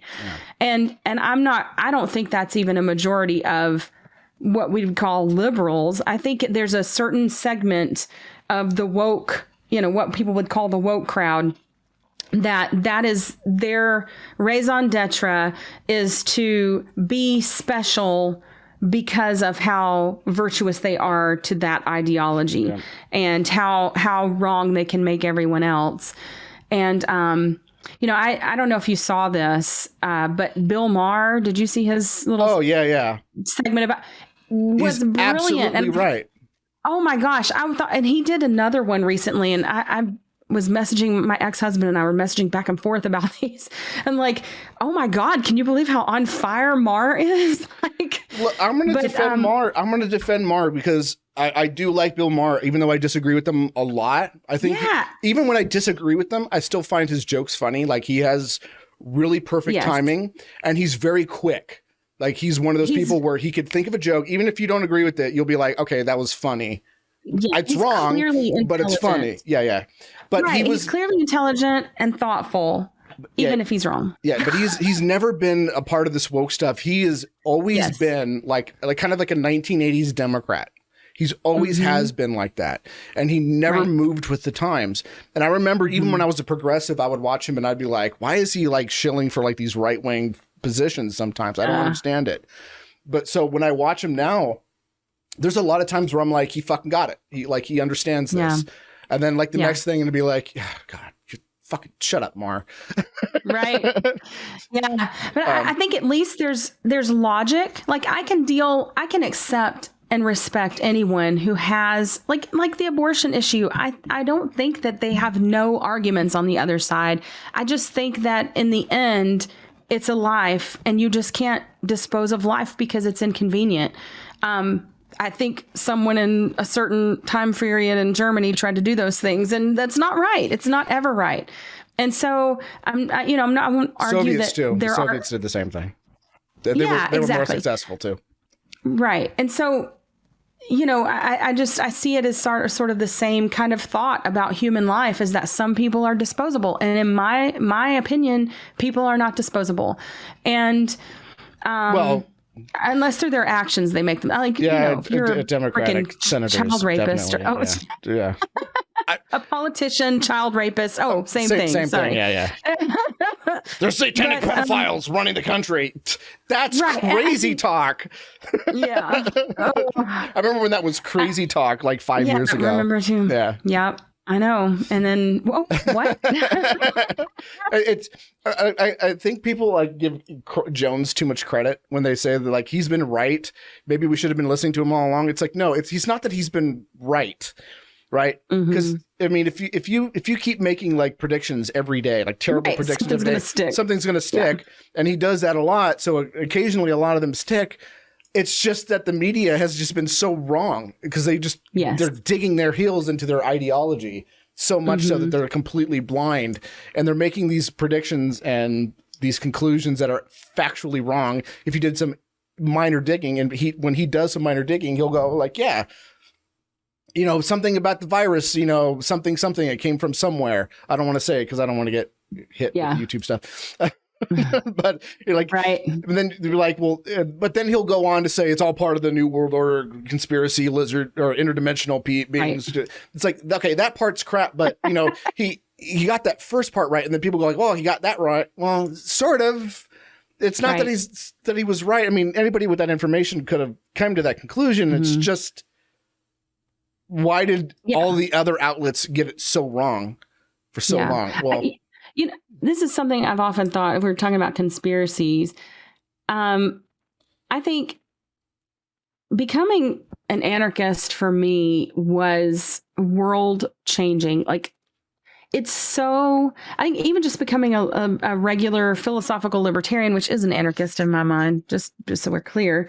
Check your premises. Yes. But your worldview changes so much, and you see so much of what you have been lied to about. You see how the state lies about everything, and how the media isn't. Fucking say about me, you little. I'll have you know I graduated top. That's all right. Go ahead. We must have our fun. Yep. No, but that. You get to this point where you see that so much of what you have been told is not the truth. And so it always reminds me of that one verse in the Bible about with knowledge comes sorrow. And I felt like that when I became a libertarian. Oh my God, there's a lot of bad in the world. It took me a while to dig out of that. It's not all bad, And but I think some people, just because they've lied about most things doesn't mean they're lying about everything, right? Yeah. Just because they've lied to you about, their authority over you doesn't mean the earth is flat.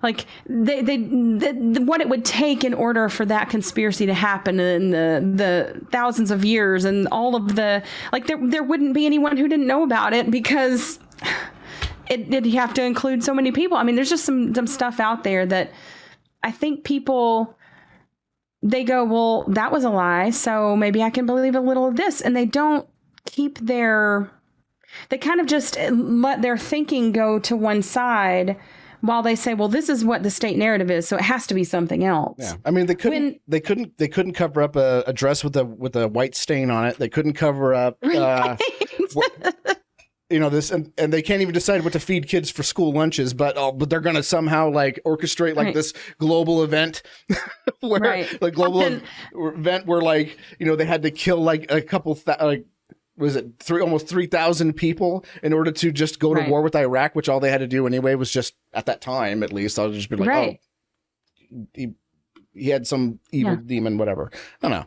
Right. They're going to hide the ice wall That was just a convenience that happened. They were like, okay, now we can use this as an excuse to do what we wanted to do all this time. Now we have a reason to do it. There could have been any other reasons that could have came down the line that they could have used. Yeah. Yeah. So it's easy when you're like, I mean, David Icke is one of those guys that I've always liked fringe things. Even when I was a little kid, and I used to watch my all-time crush, Leonard Nimoy. This show he used to do called Fact or Fiction, or was it? No, that was a Star Trek guy. Yeah, that was We made it up. Jonathan Frakes. Yeah, there we go. But anyways, Leonard Nimoy did a show like that where they would talk about like the story of Atlantis. And I had all these books when I was a kid that I really liked that sort of thing. And even now, when I was older, I would listen to like Art Bell and George Norrie and Jeff Rentz, Whitley Strieber, all those shows. I didn't believe most of what I heard on there. Sometimes there was some good stuff, but like with David Icke, there's a lot of things he talks about, like with authority and. Have you ever walked out of a mall into a huge parking area and realized you'd forgotten where you parked your car? Ever gone mountain biking? Sorry, I had to. Okay. I had the drop, so I had to use it. Gotta do it. But then you get into the lizard people, but you're kind of hooked in with some of the stuff that he's right about. Like, it's okay to think, well, he's right about this and he's wrong about that. Like, I guess it's more of an academic. I sort of came to libertarianism more through what I think of as the academic side with the, I listened to talk radio is how I first thought I was a libertarian for many years. I was still voting Republican. Yeah, Neil Bortz. And, but then I started listening to Tom Woods. And that's a very much academic demographic. Right. And so, and I was married to a very academic person, and, there's gotta be proof, there's gotta be logic that flows. And what I find in a lot of people that I like, they're nice people. There's nothing evil about them, but what people will do is they make these wild jumps in logic. Or my favorite, the people who take a word, and because it sounds like something, they make this jump to it is this thing. And so I don't know what do you do with that? You can't, like, there's no logic that can go with that. Like, you can argue it from a logical point of view, but they have to be willing to say, okay, well, I made this jump in logic. And a lot of times they're just not. And that's fine. They can see the world how they want to.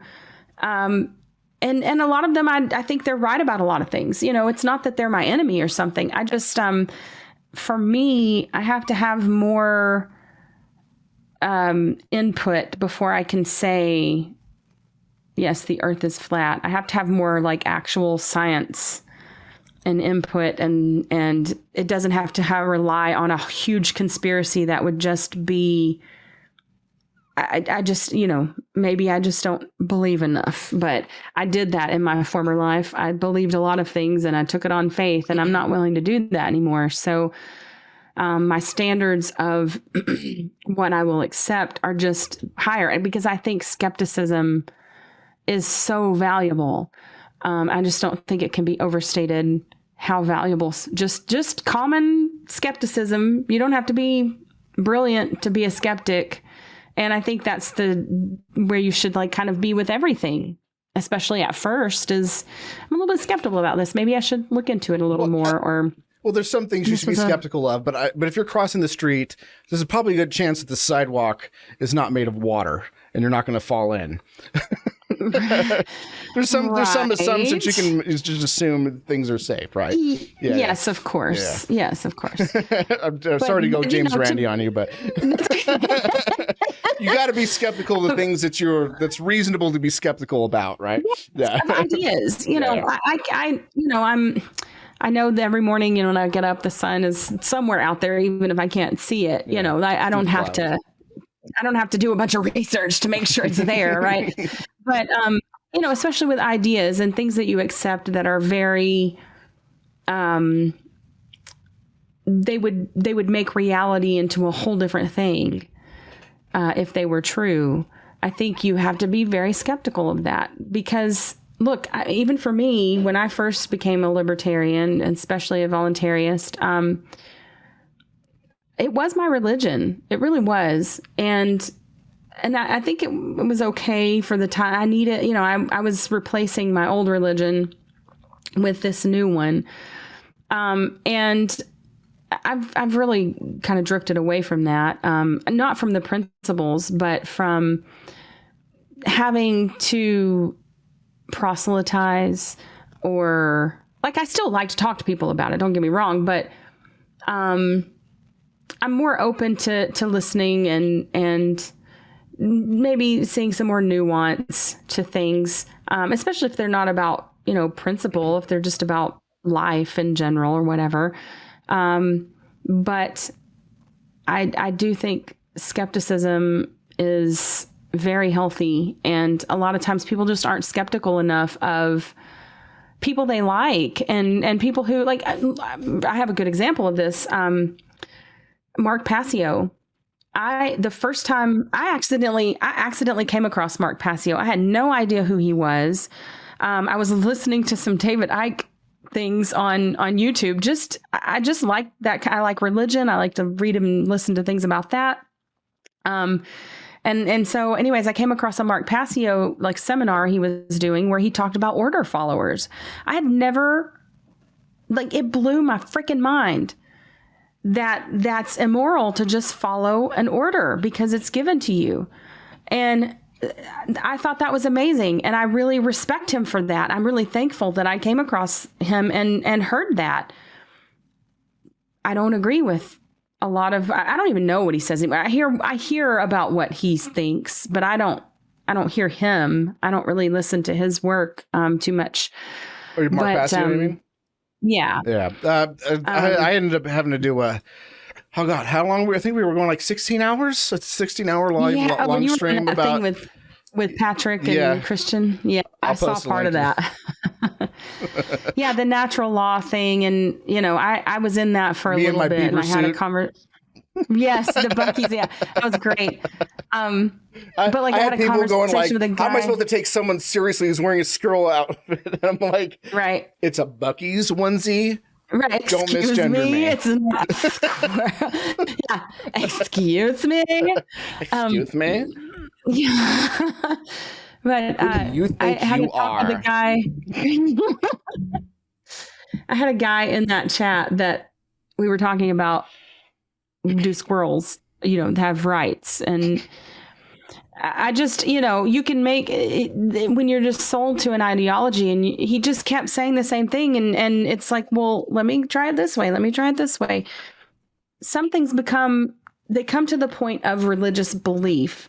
And I'm not saying anything about Mark I mean, I honestly, I don't know. I heard recently that he said voluntarists aren't anarchists or something. I don't know. I don't care. I don't really care. Yeah. I know. I'm so tired of that semantic debate. It's okay. Yeah. Fine. I'm not an anarchist. Then call me something else. I don't care. Whatever. Right. Yeah.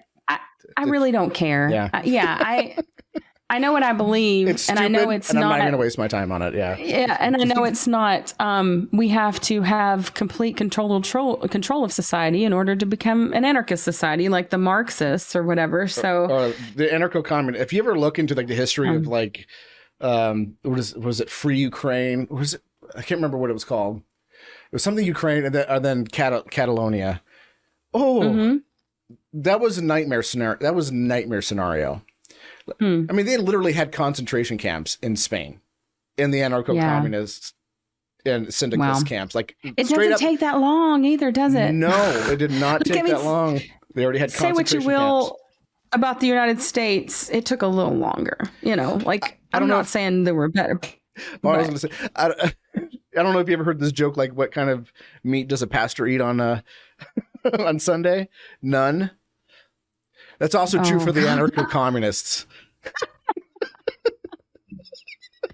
Wow. With all the clergy that they were slaughtering, and then that is a joke with layers to it.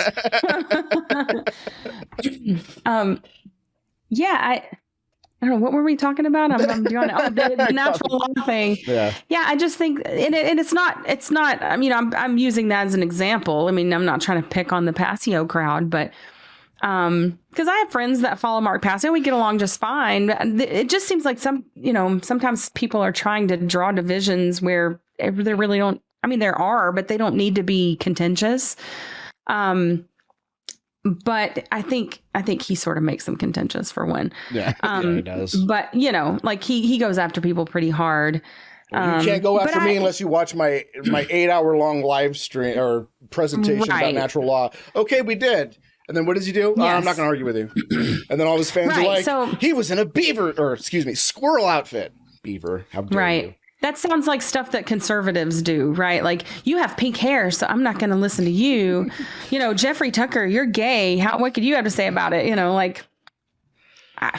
The biggest argument against Jeffrey Tucker is that he constantly defends mediocrity at every single moment. I gotta say that. No.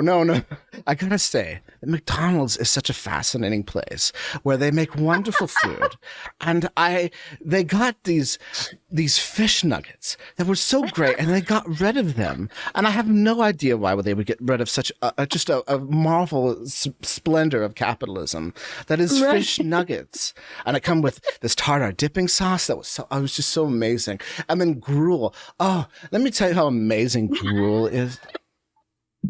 You do a pretty dang good Jeffrey Tucker. I mean, dude, I'd hang out with Jeffrey Tucker. Oh, I have. He's cool. Oh, he seems like such an awesome guy. And he lives in that really cool place in Atlanta that I actually have been to. Or he did. I don't know if he still does. But anyways, I'm more these days about... By the way, he does drink Bud Light. He does drink it. Serious? Yes, he does drink Bud Light. He loves it. He's like the ungayest gay dude I've ever seen. That's just an assumption on my part, but I'm assuming Jeffrey Tucker's gay. If I'm wrong, I apologize, Mr. Tucker. I don't think that he's officially gay, but it seems apparent. Like I may have seen and heard things, but that's fine. Yeah. You can do whatever you want. It's your life. Yeah, I mean, I think it's kind of noble in a world where people, it's the least interesting thing about people is who they want to fuck and what color they are. Like, but it's risen to the level of making you a hero. To the left, it's cops and soldiers on the right, and minorities and gender non-conforming or non-conforming whatever. Yeah, all that stuff like that. You become a hero, and it's like, why can't they just be people who do the things they do? And and I understand that's a pretty naive way to look at it. I'm so tired of everyone trying to make heroes out of people for the most ridiculous things. I don't care. When you're consenting adults, I don't care what you do with that kind of thing. It doesn't confront me none, as we say. So I think it's kind of noble that you don't bring it out and make it the most, because that's definitely not the most interesting part of who he is. I mean, that's one aspect, but I think he's fascinating. Yeah, there is an infamous quote from me that it still is true. The kind of women I'm into look like they can't say their gender in under 20 syllables. Absolutely true. Right. The kind of women I'm into look like they can't say their gender in under 20 syllables. Yeah. All right. Well, I'm out of the running on that one then. Danger hair, tattoos, all of it. This is something too, like with the whole Mises takeover. I think they're going to have to really of the pate, as Patrick says, the pate. The libertarian pate. You got to put your pinky in the air when you say it. Pate. they went out of their way to really piss off anyone who was, left of center, it seemed like. And there's a lot of good libertarians who would be considered, left libertarians. I think there are. I think there are people who, I'm not talking about like woke stuff. I mean, I have a friend who is here in Knoxville who is transgendered, who is an ANCAP, and who can sit and hang and not get offended about, your pronouns and all that bullshit. But I feel like they went out of their way to make this a problem. And so on my Twitter profile, I have pink hair. And danger hair. Yeah. I kind of did it on purpose. Like a frog that's poisonous, it warns you with their bright colors. Hey, you're the one who said, that's, you're into I can't help it. I don't want to like it. I just do. You just do. Yeah, it's okay. There's all kinds of sexuality. All right. But I went into this room on Twitter with some Mises people, and the first thing one of them said when I was in there is, "Look at this pink-haired bitch." Okay. I was just like, all right. I didn't say it. I just ended up leaving the room because it was retarded. Like they weren't talking about anything important or interesting. But that kind of thing, like maybe in the grand scheme of things, in the people who really think about strategy within Mises Caucus, they were working to kind of push the lefty woke people out. But there are a lot more of the day-to-day, let's say, libertarians who really start to, they don't understand the difference. And so now because someone has pink hair, they can't, like, you're going to call them a bitch. I might be a bitch, but you don't know me. Like, that sort of thing, it became very off-putting, I think. And so it's like, a lot of times, well, you can say anything you want, but should you? Me. I mean, what is your point in speaking? I think that has to be thought about too. And do you want to reach people or not? And I'm not saying don't be radical. I'm just saying maybe making assumptions about people off the bat isn't the way to go because of the way they look. I have two minds about the Mecox. I did support them. And I had like a very, I wasn't really kind of involved with that. Like I have a friend who was like one of the head people in the Bexar County Libertarian Party, who was kind of upset by it, but not because it was part of the whole woke thing. Like he is very anti-woke. He told me confidential that there was things that were going on with the Mises Caucus they were doing that were a little underhanded. But I was like, okay, that's not probably the best way to handle things. But at the same time, look at the underhanded things that the party was doing in order to try to mitigate that. Right. I think that was just in response to that. That doesn't make it right. Right. But it's understandable, but not right. Before I even knew that, like I was just coming more at it like there was just too much garbage in the party that needed to go. And it came from not just the woke. It's not even the woke thing that I was really concerned about, but which is great that Vermin and all those people left. Fuck them. Yeah. Like, good riddance. They didn't really belong there. No. That's just the thing. They didn't belong. I don't think people understand like who Vermin really is. They just kind of like see him in like certain videos and stuff. And he always panders to any kind of interviewer that he interviews. And so if a good libertarian interviews him, he's going to try to say good libertarian things. But on his Twitter thing during the summer of riots, he was going like, what about the property? Is the property okay? Just like mocking anybody who was concerned about private property destruction. A libertarian upset about private or not being okay with private property destruction, which was, I think was like, that was the line for me. I was like, I'm done. Yeah. Absolutely done. I mean, he definitely, he's a communist. He is. I think he would probably admit to that I don't know. Libertarian socialist. I think that's what you would probably. Yeah, LibSoc. Yeah. I interviewed him once, and I gave him a little pushback on some things. But I do respect anyone who mocks the system, and I think he's done it very effectively. Yes, very effectively. Most people don't. I mean, a lot of the main streamers just don't get it. They're like, "What, a boot on your head? What, mandatory toothbrushing and ponies?" Like, they don't get it. But no, I mean, it's not that far removed from serious candidates. Exactly. It really isn't. He just acknowledges that it's silly. I will give him credit where credit's due, but at the same time, and so it's like, I don't think that LP is the right place for him if he's going to start spouting that shit. And that's the problem. Like, I can respect that about him, but I certainly don't respect the commie stuff. And, property. I don't think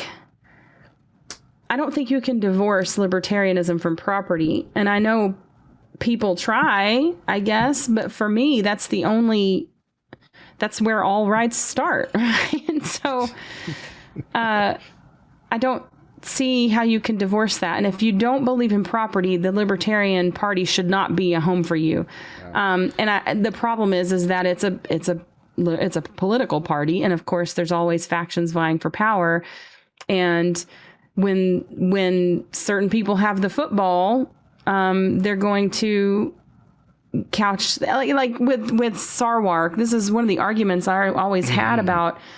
Yeah, I always had about. Just the pandering. Jesse Sommelier of the Libertarian Party, yes. Yes, did you see that? Yes. Oh my God, that video was beautiful. I thought that was so funny. I laughed Buddy, we have the whole thing on video. Buddy, we have the whole thing on video. It takes him a few seconds too to realize. He's such an opportunist. I'm surprised he didn't do it right away, but it took him a couple seconds to realize there was an opportunity there. Yeah. But he. Which one were we talking about? Sarwark.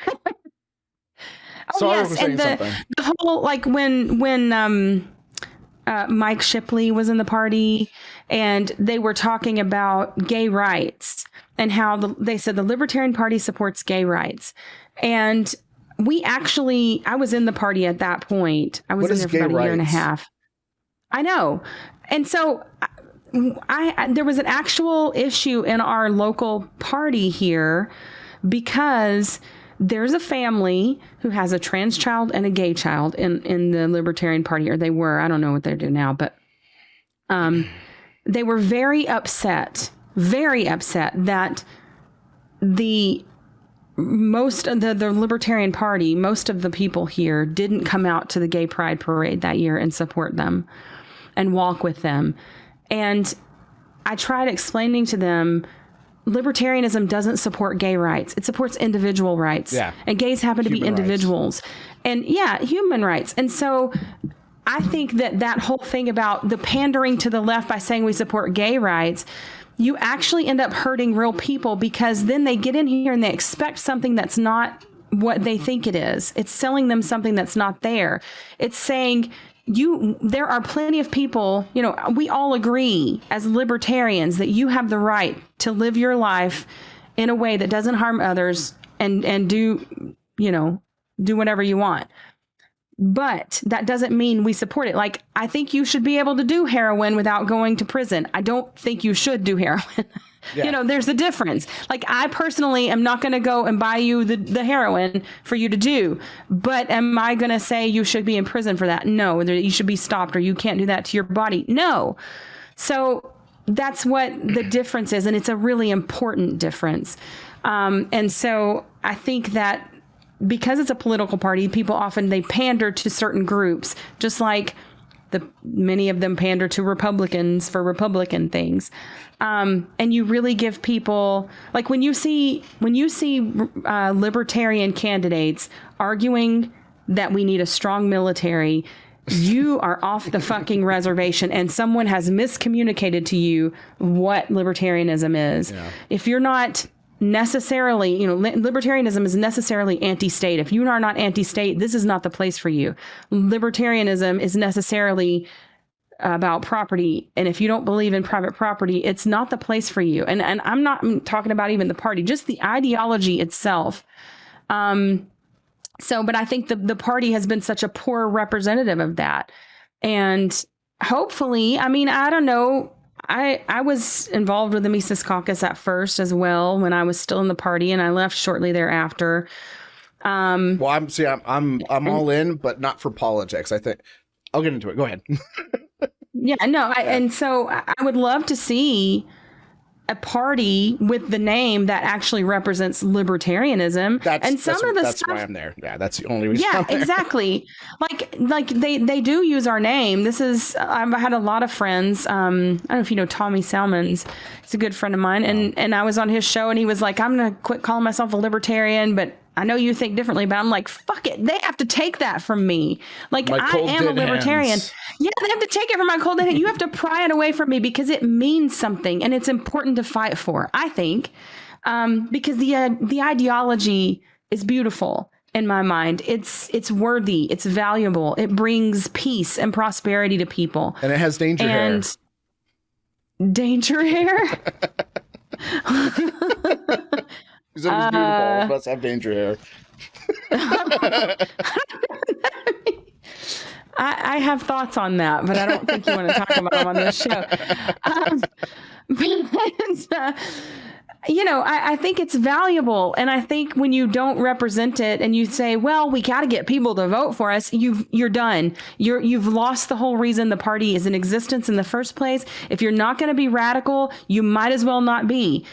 And I think, like, Harry Brown was a radical freaking libertarian, when he said with the Bush-Gore election, these two candidates have both admitted to doing cocaine. Do you think they would be better men for having spent time in prison? Yeah. That's a radical message. I mean, not for cocaine, but I definitely think they should have been in prison for sure. Right, they should have been. But just asking the populace, these people are this two serious candidates, and they've both admitted to breaking the law and doing something that millions of young men and women across the country are put in prison for, and their lives are ruined. Yep. And yet you're going to say that that's a good, I think that's a radical message. And I think there's a way to be a radical libertarian and get the ideas. And for me, it's never was about winning elections. And that's why even when I ran for governor here in Tennessee and came in third place, by the way, I'm the people's governor. The people's not governor.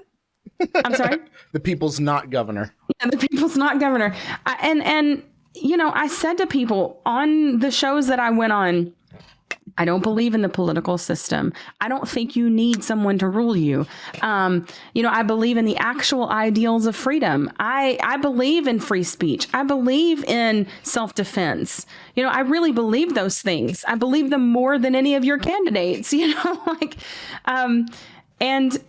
I think you can use that platform. I mean, I got 5,200 votes or something like that. That's not all just libertarians in Tennessee. I'd had to have somebody else, maybe. Yeah, probably a lot of protest votes. I don't like either of these candidates, and I'm not going to vote for the other guy because the other guy is probably worse than the guy I'd probably like a little bit more, but fuck him too. I'm going to vote for the third party just to be move more this direction, please. Right. Yeah. And my name is Clark, my last name. And so on the ballot, I was third. So I'm sure that helped too. But there were people that when I had the radio show here in town, they were demanding I be taken off the air. And then after the radio show, once it was canceled, the morning show guy who I love and respect, he's a constitutional conservative. He's a genuine one. And he kind of loves voluntarism now. He doesn't see how it's possible, without, the state or whatever. He has some hard time. Let's just put it that way. But he had me on every Tuesday, called it Voluntary Tuesdays. And then when the station owner was getting calls to have me what is she doing on here? This is ridiculous. This woman, because I didn't love Trump or cops. He basically said, look, you guys told me when I had the show that I could have whoever I wanted on. And if she can't be on here, then I'm not going to have, you're not going to have me in the show anymore. I love that he put this show on the line for me, And I got to talk to people, and there were people that were Republicans that have messaged me since and said, you know, I thought you were crazy with what you were saying about cops. You made me so mad. Oh yeah. Have you noticed that conservatives have completely changed? They're done with the thin blue line stuff. They're slowly, they're not done with it. They're moving away not from it. Not in this area. Yeah. Well, but they're definitely moving away from it, especially with all the Capitol Hill riots and stuff. Yeah.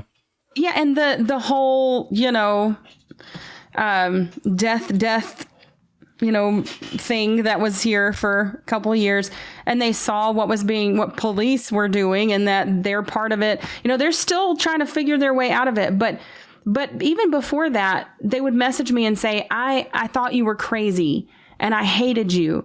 But every time I watched the news, I saw what you were saying was true. Like, you just have to get an audience with people and be willing for them to hate you for a little bit. And that's not easy for me. I don't like confrontation. I know people, that surprises them sometimes. I really don't like to argue with people. I'm low in agreeableness, very low. I'm like lower than a lot of men. I'm like a 19 and most men are 20 on the I really big need to take one of 5 those scale. tests. Yeah, I'm not sure. I'm no. It's pretty cool.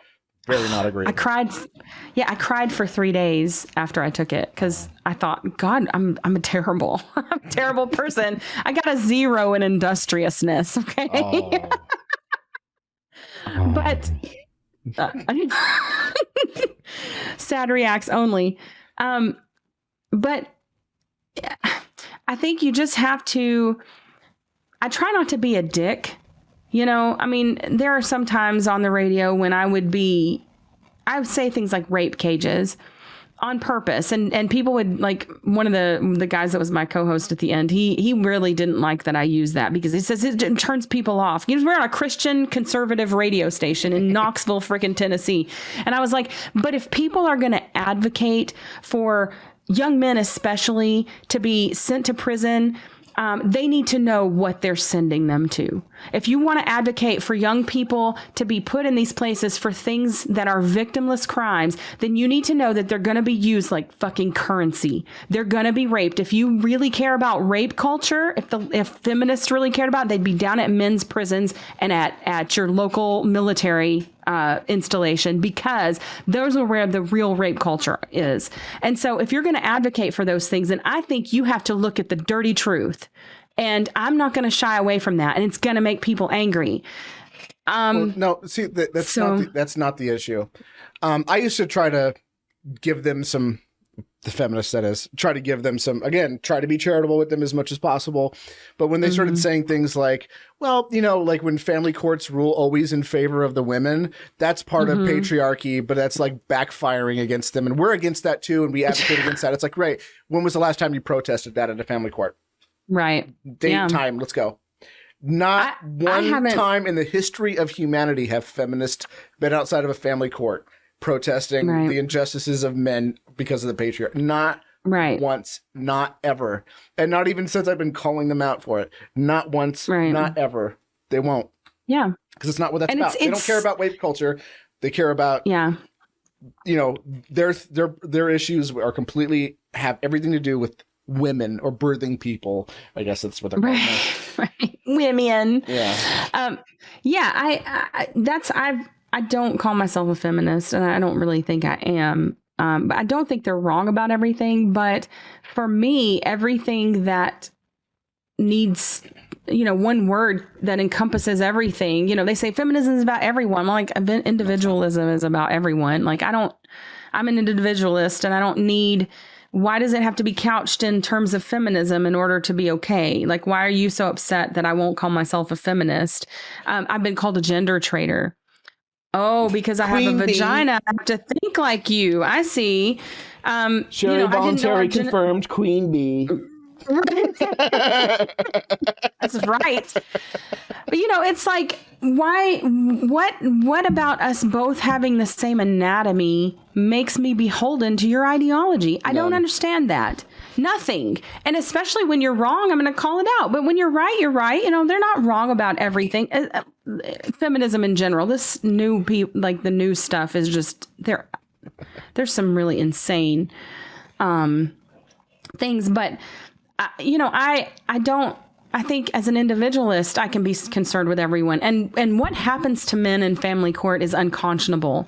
And not only men who, like, I have a friend, he was someone I dated for a little bit, going through a divorce.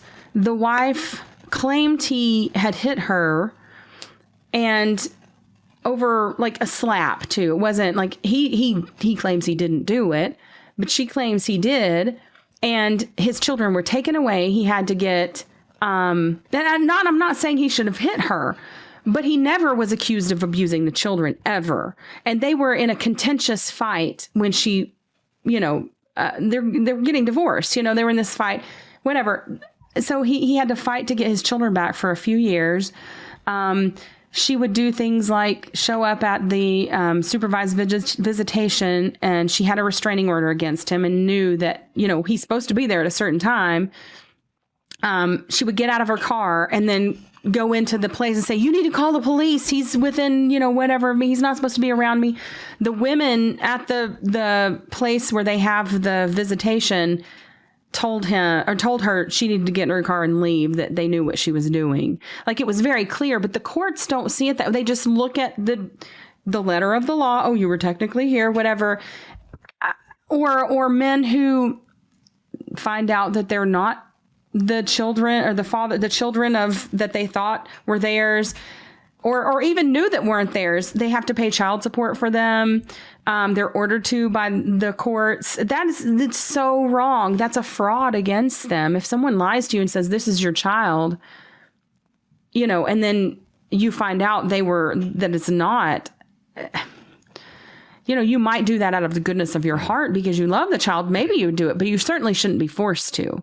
So there's a lot of things that happen, and okay, men are sort of disposable. I will say this, that if you put your name on the birth certificate, this is my baby, and it is biologically your baby, I think you should have some responsibility since you're the other half of that. Sure. And if we're going to have abortion restrictions, I think that's perfectly reasonable. I think if you bring a baby into this world, you and the machine that created the baby, then Patrick's scenario, you both have a responsibility to do something about that to the best of your abilities.